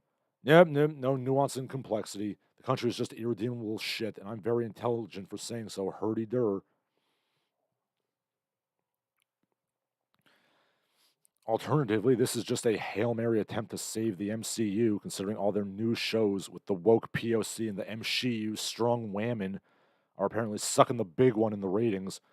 Yeah, like the Kamala Khan and Miss Marvel flopped, Eternals flopped, uh, Morbius sucked the big one. Now they got that She-Hulk show. Yeah, how's that doing? Let's bring in Megan the Stallion, have them flapping their buttocks all about. First of all, are we really going back to this trope of like, single female lawyer and her sassy black friend, like the 80s and 90s? We really doing this? I thought black people didn't like that.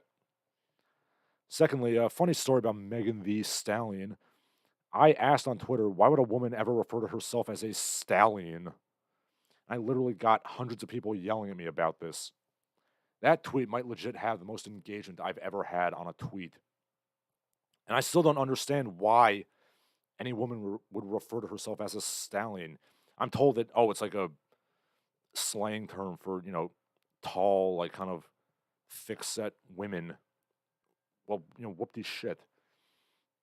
I know what an actual stallion is. It's a horse. It's a horse with a giant wiener.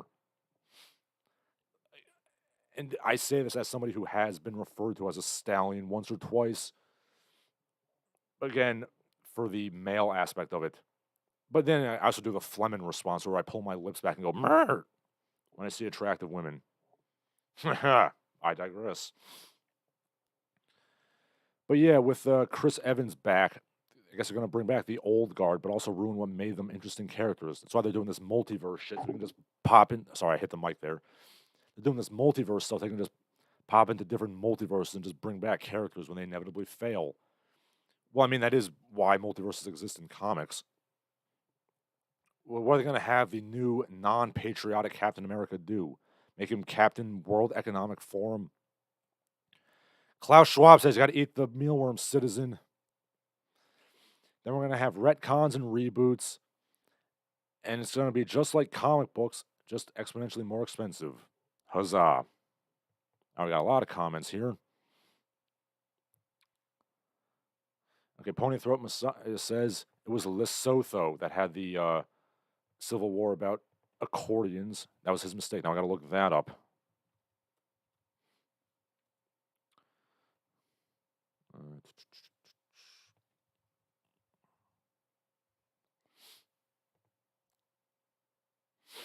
Hmm.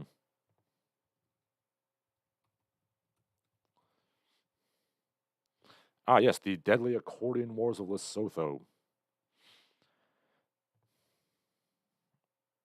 It's not a civil war per se. It's more like gang warfare. Now I gotta look up this music after the stream. That must be some pretty damn good music to spark violent gang warfare.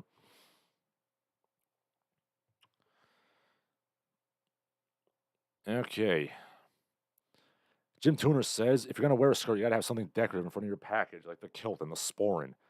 In Burma, they have that skirt thing where they tie a knot in the front. Hey, I'm down for the cod piece. Jim Tuner says, I thought that Sam Wilson was going to be Captain America. He was in that Winter Soldier show. Uh, yeah. I mean, I guess it's not as successful as they thought. They got to bring back the original Captain America. C Punk Messiah says America is nothing but wasted potential. And I think to an extent we did achieve that potential early on, but yeah, it's you could very well argue that I actually said this on a date once with a Persian woman. Actually, speaking of Persians, yeah, I think that I said to her, I think that the moon landing is sort of like the peak of America, and it's all been kind of downhill ever since, to be honest. And Detective 5 says, how do you screw up She-Hulk? I don't know. Like, it's a wacky comedy about, single female lawyer who's also a 7-foot tall sex pot Amazon, and they blew it somehow. Ponythroat says, Megan the Stallion refers to herself as a stallion because of medial ring and fallery. Also the Fleming response.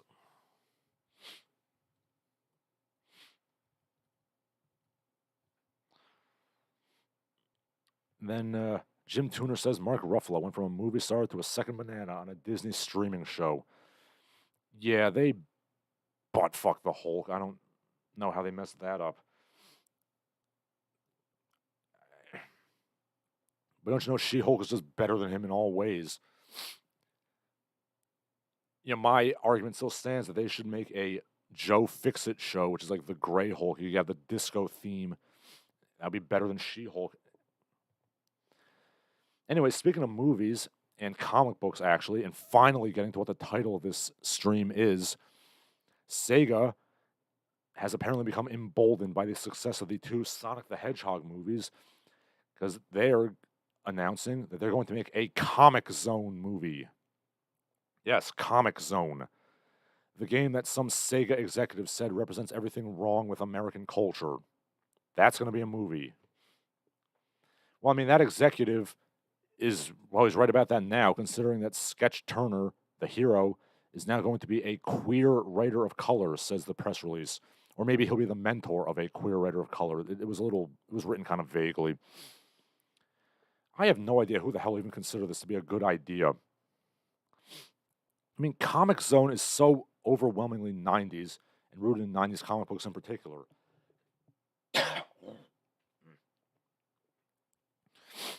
The main character is literally a dude with a ponytail and John Lennon sunglasses. He wears a vest, board shorts. Is doing Converse, All Stars, and it just goes from there. Despite being an indie comic book creator, which is itself very 80s and 90s, there was a boom of indie comics in the 80s and 90s, most famously Ninja Turtles. But yeah, despite being an indie comic creator, Sketch Turner is also a martial artist and a rock guitar player, and he's drawing a dudical 90s comic full of cyborgs and ninjas and apocalyptic rebellions. I mean, Sketch Turner is basically Rob Liefeld if Rob Liefeld wasn't a pencil-necked, incompetent jagoff with a crooked face. Plus, Sketch Turner is a pet rat, so, I approve of that.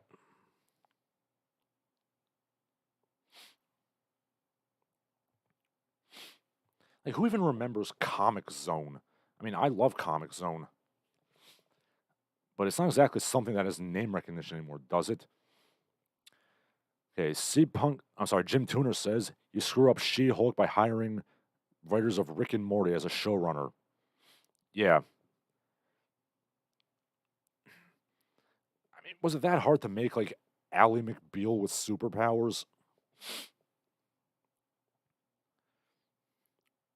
I mean, that's essentially what She-Hulk should be. It should be like a whacked out parrot.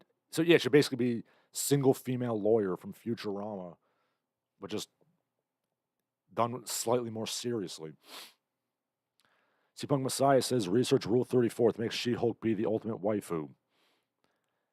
I mean, I'm assuming that the She-Hulk show doesn't have the scene where she and Juggernaut literally destroy a house with sex. I mean, it should. Ponythroat asks, why would you make a Comic Zone movie instead of a Streets of Rage movie? Well, to be fair, I mean, you want to talk about things that are rooted in the 90s. Movies about martial arts vigilantes are super 90s. The chance to make a Streets of Rage movie would have been the 90s. Jim Tooner says Chris Chan would appear to be the audience for the Sega cinematic universe. I don't know. I mean, I don't think he likes... Does he like any Sega stuff other than Sonic? C-Punk Messiah says, Usagi Yojimbo is my favorite anthropomorphic animal comic series. Yeah, there was Usagi Yojimbo is cool. He has actually done crossovers with the Ninja Turtles. Then, the 80s had, there were some good comics that came out of that indie black and white comics bubble in the 80s. A lot of anthropomorphic ones, actually. Yeah, you had Ninja Turtles, you had Larry Hama doing Bucky O'Hare in the Toad Wars, you had Usagi Yojimbo.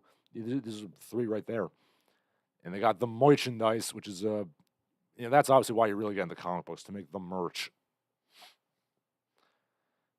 If you had gone back in time to 1987, or 1984 technically, and you told Kevin Eastman and Peter Laird that your silly little turtle comic book would become one of the biggest merchandising juggernauts ever, I don't even know how they would react. How would anybody have reacted to like this?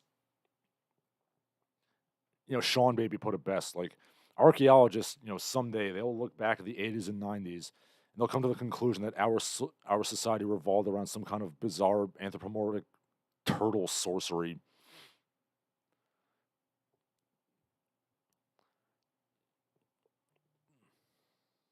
Which, yeah. Hey, let's see what we got here. Something just came up on my police scanner app, and apparently it was like somebody stole an aircraft. I thought it said aircraft carrier for a second. That would be pretty damn impressive. Ponythroat says, yes, that was before anthro animals were a dirty concept. Albedo anthropomorphics is also mentioned by Steampunk Messiah. Believe me, there were like furries. The furry fandom started. Frederick Knudsen did a whole video on it. It's pretty interesting, actually. I think it started in like the 70s as like an organized subculture. And Detector 5 says when you capture lightning in a bottle, like Ninja Turtles, you want to ride that for as long as you can, come up with some good stuff along the way. That's true, I suppose. Okay, Megatherian says, man, we got a Streets of Rage movie, we got a Double Dragon movie in the 90s. Oh, God, yeah, the Double Dragon movie is awful. You know what you should do? You should watch that Jean-Claude Van Damme movie, Double Impact. That's like a better Double Dragon movie than the actual Double Dragon movie. Anyway, going back to the Sega cinematic universe, not only Comic Zone, but Sega also announces that they're planning on making a Space Channel 5 movie. Yeah, speaking of games that have lots of name recognition. Again, Space Channel 5 is very much rooted in its like, happy, like turn of the millennium, zeitgeist. Late 90s, early 2000s, upbeat, optimism. Wait, oh shit, sorry, that's that police scanner. Let me turn that off.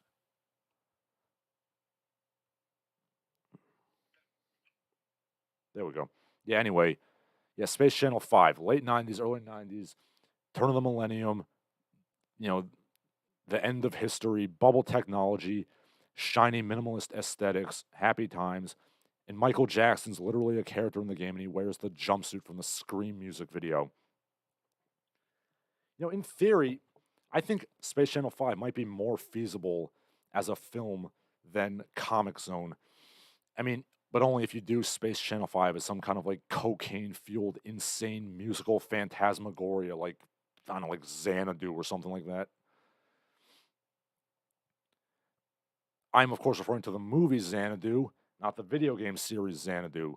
And this particular live stream is probably the only time anybody has ever had to make that distinction. But I'm sure they'll change up basic elements of the game because they're not with the current sensibilities. Namely, the fact that back in those days, you were allowed to have a female character that was, flirty and feminine and sexualized a bit, and that simply will not do these days. What? I cannot believe this. I'm triggered. The main heroine is named Ooh La La, and she dances about in a mini skirt and a sports bra and hooker boots. This is far too sexualized. We need to make her fat and wearing biker shorts, because that's what the kids like. All right, let's look at some comments here. Okay, Rick says, I have the Citizen app. Never gotten a load of a stolen aircraft carrier. Apparently it was an airplane. Cpunk Messiah says Sega should make a Phantasy Star movie series. Jim Tuner says Eastman and Laird were really good as businessmen. Better businessmen than comic book creators. Yeah, that's probably true. Let's be honest, a lot of comic creators were not good businessmen, especially in the early days. You should look up how much Siegel and Schuster had to fight for Superman.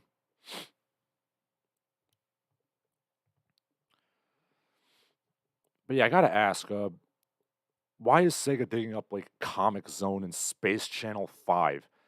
They're digging up these game franchises that haven't had a new game in like 20 years to make movies out of. Like, speaking of video game movies, I know Nintendo's making that new Mario cartoon movie, but Mario games are still being made. I mean, this would be like if Nintendo made a movie based on like Star Tropics or like a Duck Hunt or Balloon Fight or something. God damn it! Got to turn off the citizen uh, thing. Guess I didn't do it good enough. There we go.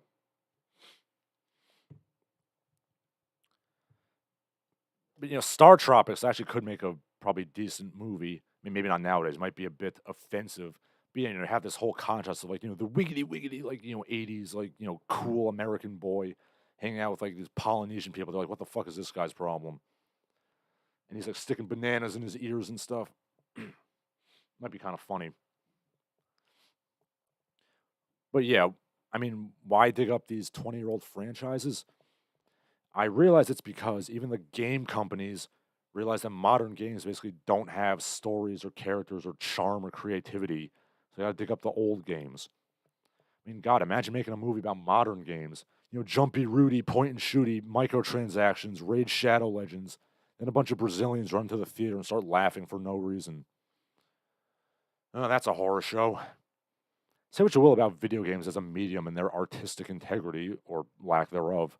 But the old games, at least, they told a story, not a particularly great story. Usually you're fighting for some piece of ass as a trophy, which messed up my sexual development for a long time. But at least they ended eventually.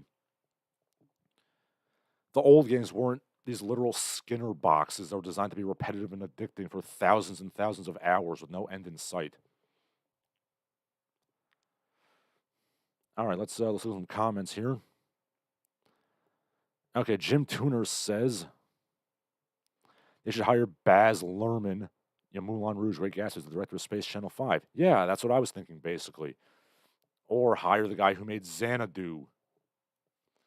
Unfortunately, Olivia Newton-John is no longer with us. But yeah, that sort of like insane, like, coked out, like what the cinema snob says he calls like, what the fuck Hollywood kind of movies. That's what Space Channel 5 should be. Ponythor says, what about Xanadu, the video game? I mentioned it briefly. It's I do like Xanadu. Like the NES one, Fa Xanadu. I like Sorcerian, which is technically not Xanadu, but it is kind of related. And Dragon Slayer is all right. I recognize that they are very groundbreaking games. Oh, it turns out that Sorcerian is Xanadu. If you want to be technical, the proper title of the franchise is Dragon Slayer. Xanadu is its own thing. Well, it had its own kind of spin-offs.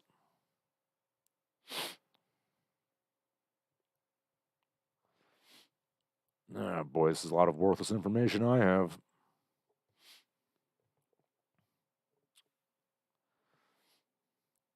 Okay, M Detective 5 says you can't draw sexy women in the current year. Yes, that's true. And that's why the NSFW community tends to be more aware of what's sexy and what isn't. Well, who's going to know what's sexy better than some, slobbering onanist?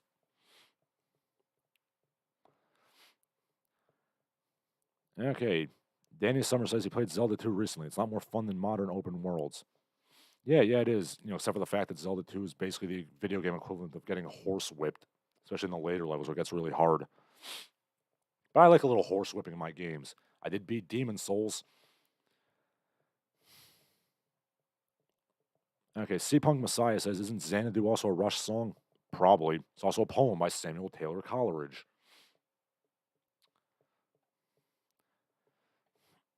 Okay, Jim Tuner says they should hire Kojima to write movies when they want video game movies. He's kind of doing it anyway. Ponythroat says, why is it called Xanadu if not even set in the city of Xanadu? Because Xanadu has become sort of shorthand for like a, exotic, Orientalist, decadent civilization of like, glories and treasures and what have you. That applies whether you're talking about the game Xanadu or the movie Xanadu.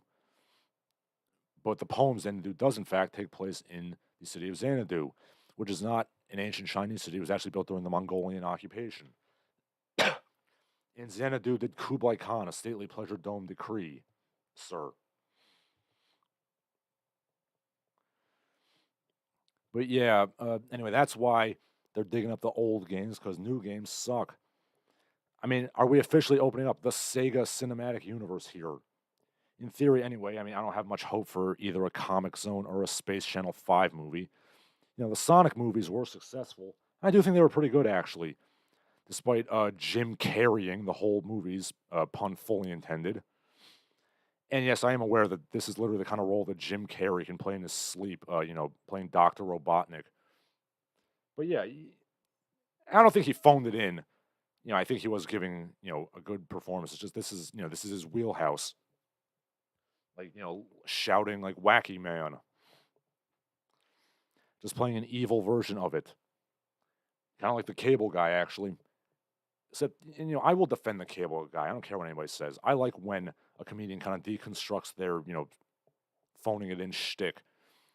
Punch Drunk Love is actually a good example of that, too, where Adam Sandler basically deconstructs his, violent man-child shtick.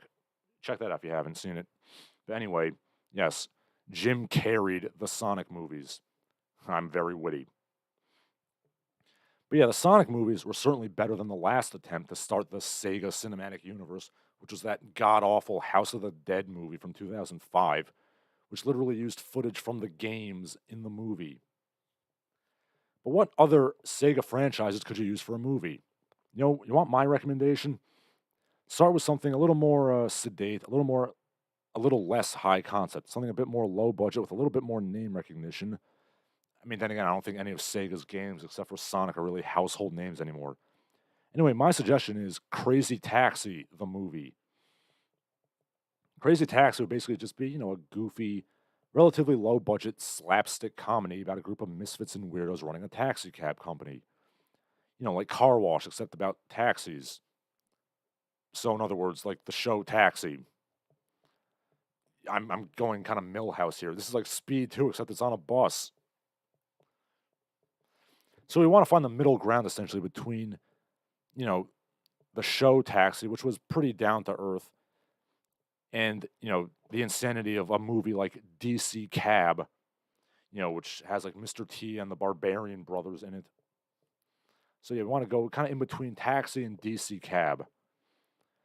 Also, my God, chalk up a DC Cab reference on the obscure crap-o-meter. Naturally, I like Crazy Taxi because any franchise that involves two heroes that rock the open-chested Hawaiian shirt is right up my alley.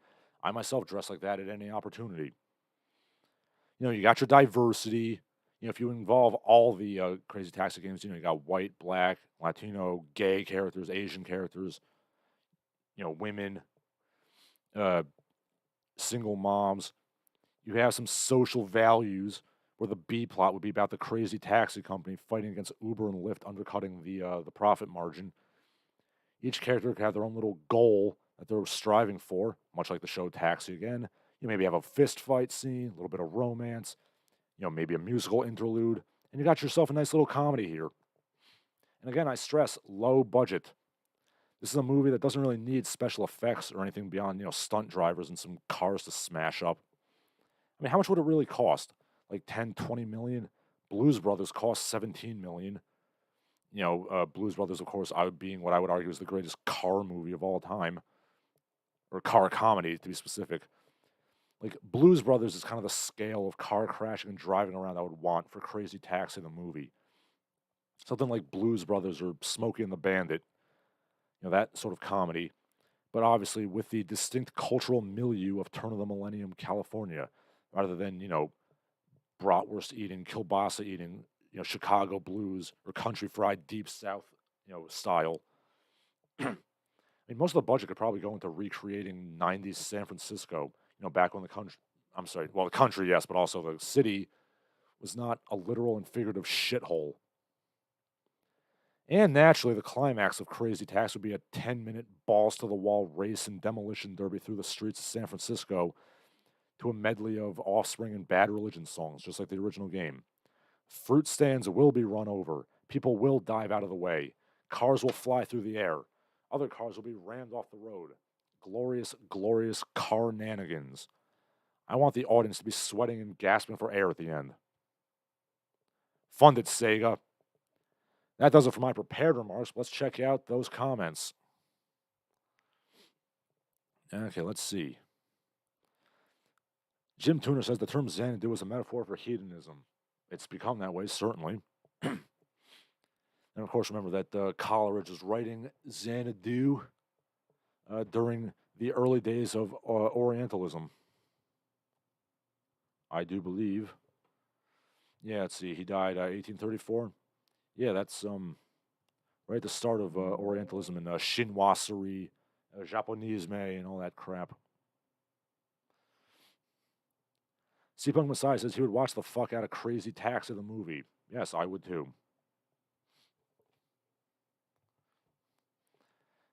I mean, I don't know if Sega's listening, but yeah, if you want like a low budget movie that would probably be a pretty good hit, I'd go with Crazy Taxi myself. And I think it does even still have more name recognition than Space Channel 5 or Comic Zone. And then, at the very end, you have a stinger where they're gadding about San Francisco, and then Sonic runs by because the first Sonic movie did involve the city of San Francisco. And there you've opened up, the shared Sega cinematic universe. Are we going to get a Toe Jam and Earl movie, Echo the Dolphin movie? Streets of Rage is a Sega thing, isn't it? Yeah, Streets of Rage is a Sega game. Actually, is Toe Jam and Earl made by Sega? Again, you want to talk about things that are in their cultural milieu. Let's see.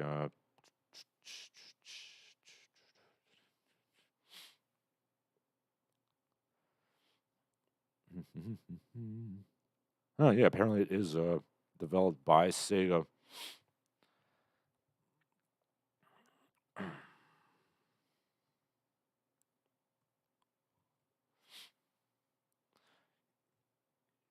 Yeah, I mean, you could bring in Sonic, you could have Toe Jam and Earl. I mean, let's actually, yeah. Come to think of it, with like Bruno Mars and stuff, like the New Jack Swing is kind of having a comeback. So Toe Jam and Earl, now's the time.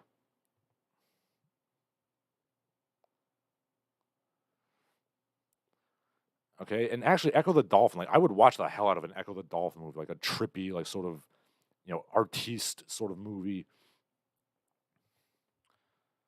with like weirdo, like kind of hippie, new age stuff.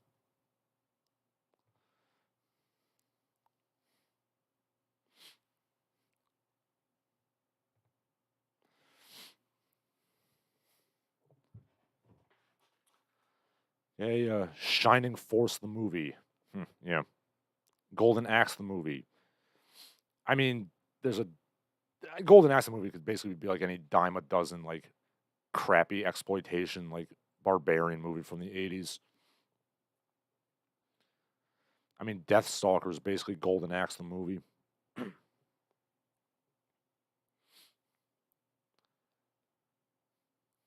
Yeah, Shining Force the movie might work if they want to do like a fantasy series.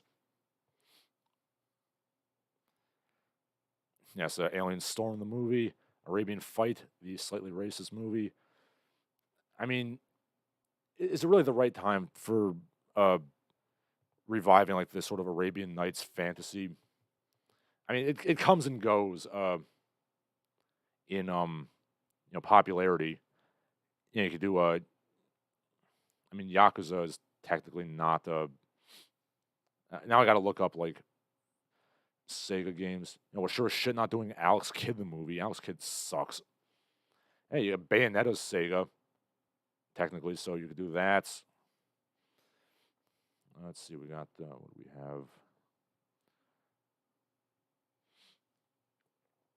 have? I mean, I would say Dynamite Cop, but that's basically just Die Hard. Oh, Gunstar Heroes, yeah, we're making that into a movie. Jet Set Radio, yeah.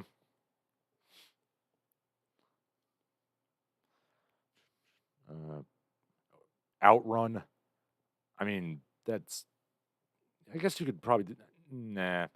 I mean, the car movie was covered by Crazy Taxi. I mean, you could do Crusader of Senti if you want to do a brazen Legend of Zelda ripoff. Shinobi if by some freak of luck ninja movies become popular again. Ooh, Space Harrier. Like, trippy, like, guy flying around, like, murdering, like, woolly mammoths and stuff. Uh,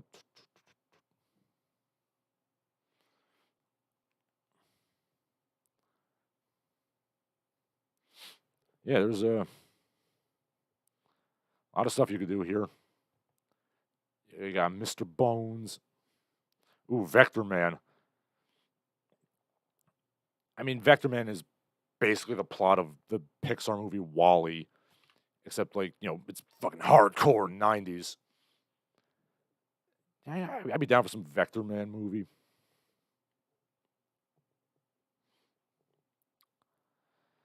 Okay, Steampunk Messiah says Shenmue, the movie, would be radical if done right. Yeah. Arabian Fight. I never played Arabian Fight, so I don't know what you're talking about there. It causes eye strain there, pony throat. Sega owns Shenmue. Like, why not? Why not? Yeah, Shenmue could be a movie. It's just like a good, crime drama, like vengeance drama. Nights into Dreams, the movie, says Rick.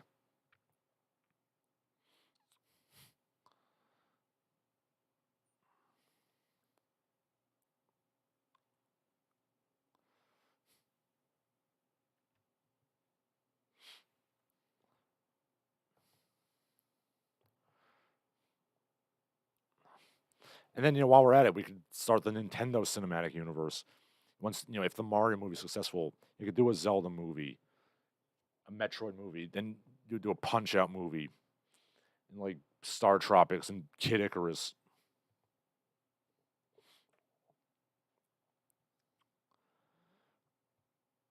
Yeah, I'm down with the Sega cinematic universe now.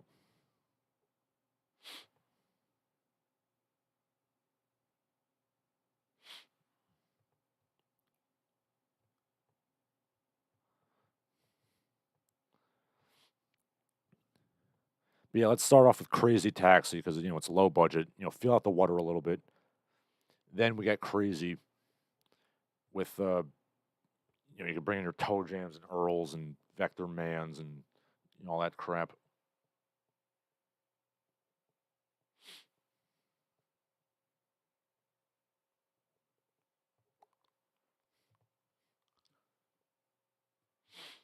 All right, yeah. So I'm okay. Ponythroat says Arabian Fight tries to have characters scale and like graphical depth, but it just causes motion sickness. Steampunk Messiah says a Shenmue movie would be a good movie for a Asian male lead. Yeah, that'd be pretty cool.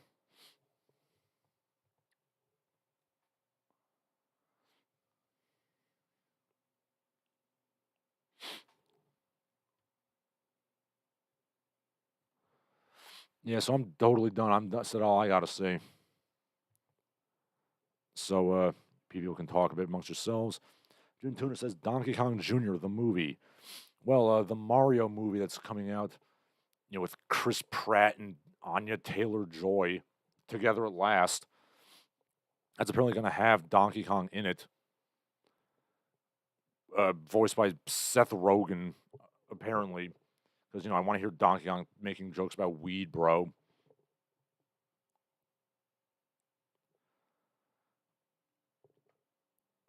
And not only that, the Mario movie is going to have Spike the Foreman from Wrecking Crew. So, I guess everybody's digging up their obscure crap now. Anyway, the point is, maybe if the Mario movie is successful, we will see a Donkey Kong Jr. movie. I mean, I wouldn't have gone with Seth Rogen to voice Donkey Kong myself. Obviously, Soupy Sales, the first man to ever voice Donkey Kong, is no longer with us. But really, Seth Rogen?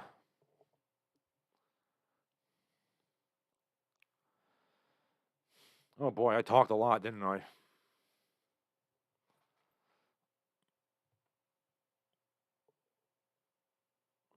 Megatherian says, didn't we have a Mario movie in the 90s? Yes, we did. And I actually do like it. But no, this new Mario movie that's coming out is going to be a cartoon movie, not a live action, like, insanity thing from the 90s. I've said this before and I'll say it again. Mario should be like a rough and gruff, like Brooklyn shit kicker. Like I really like the Bob Hoskins' way he played him in the movie. And hopefully they'll stop with the bing bing wahoo noises at some point. I mean, I would not have gone with like Chris Pratt myself for the movie voice.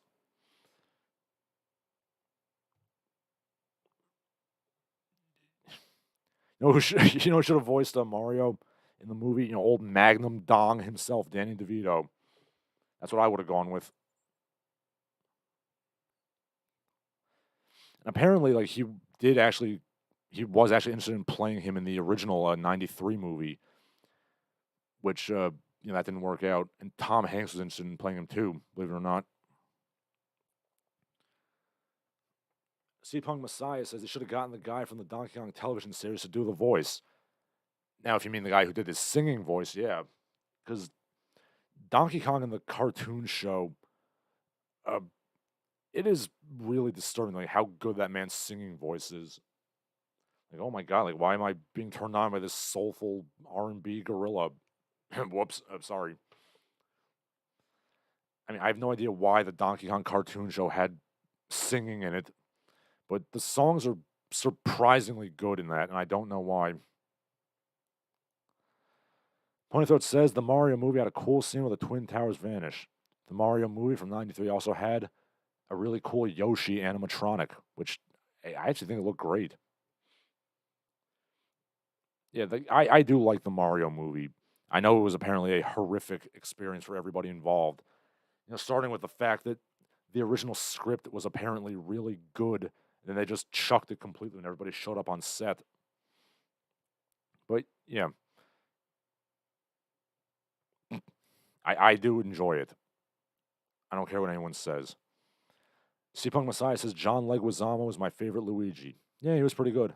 I don't even know if Luigi's going to be in this new cartoon movie.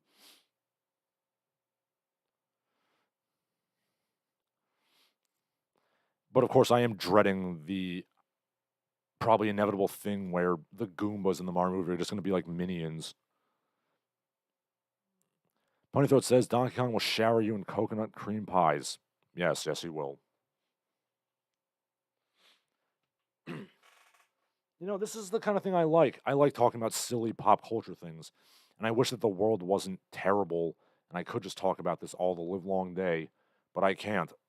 I have duty to do, to talk about things that are meaningful.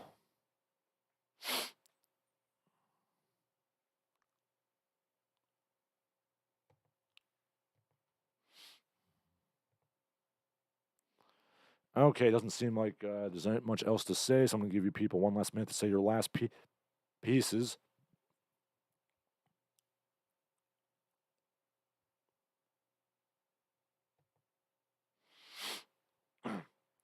Okay, for Larsen Halleck, I'm Larsen Halleck. You all have a good day.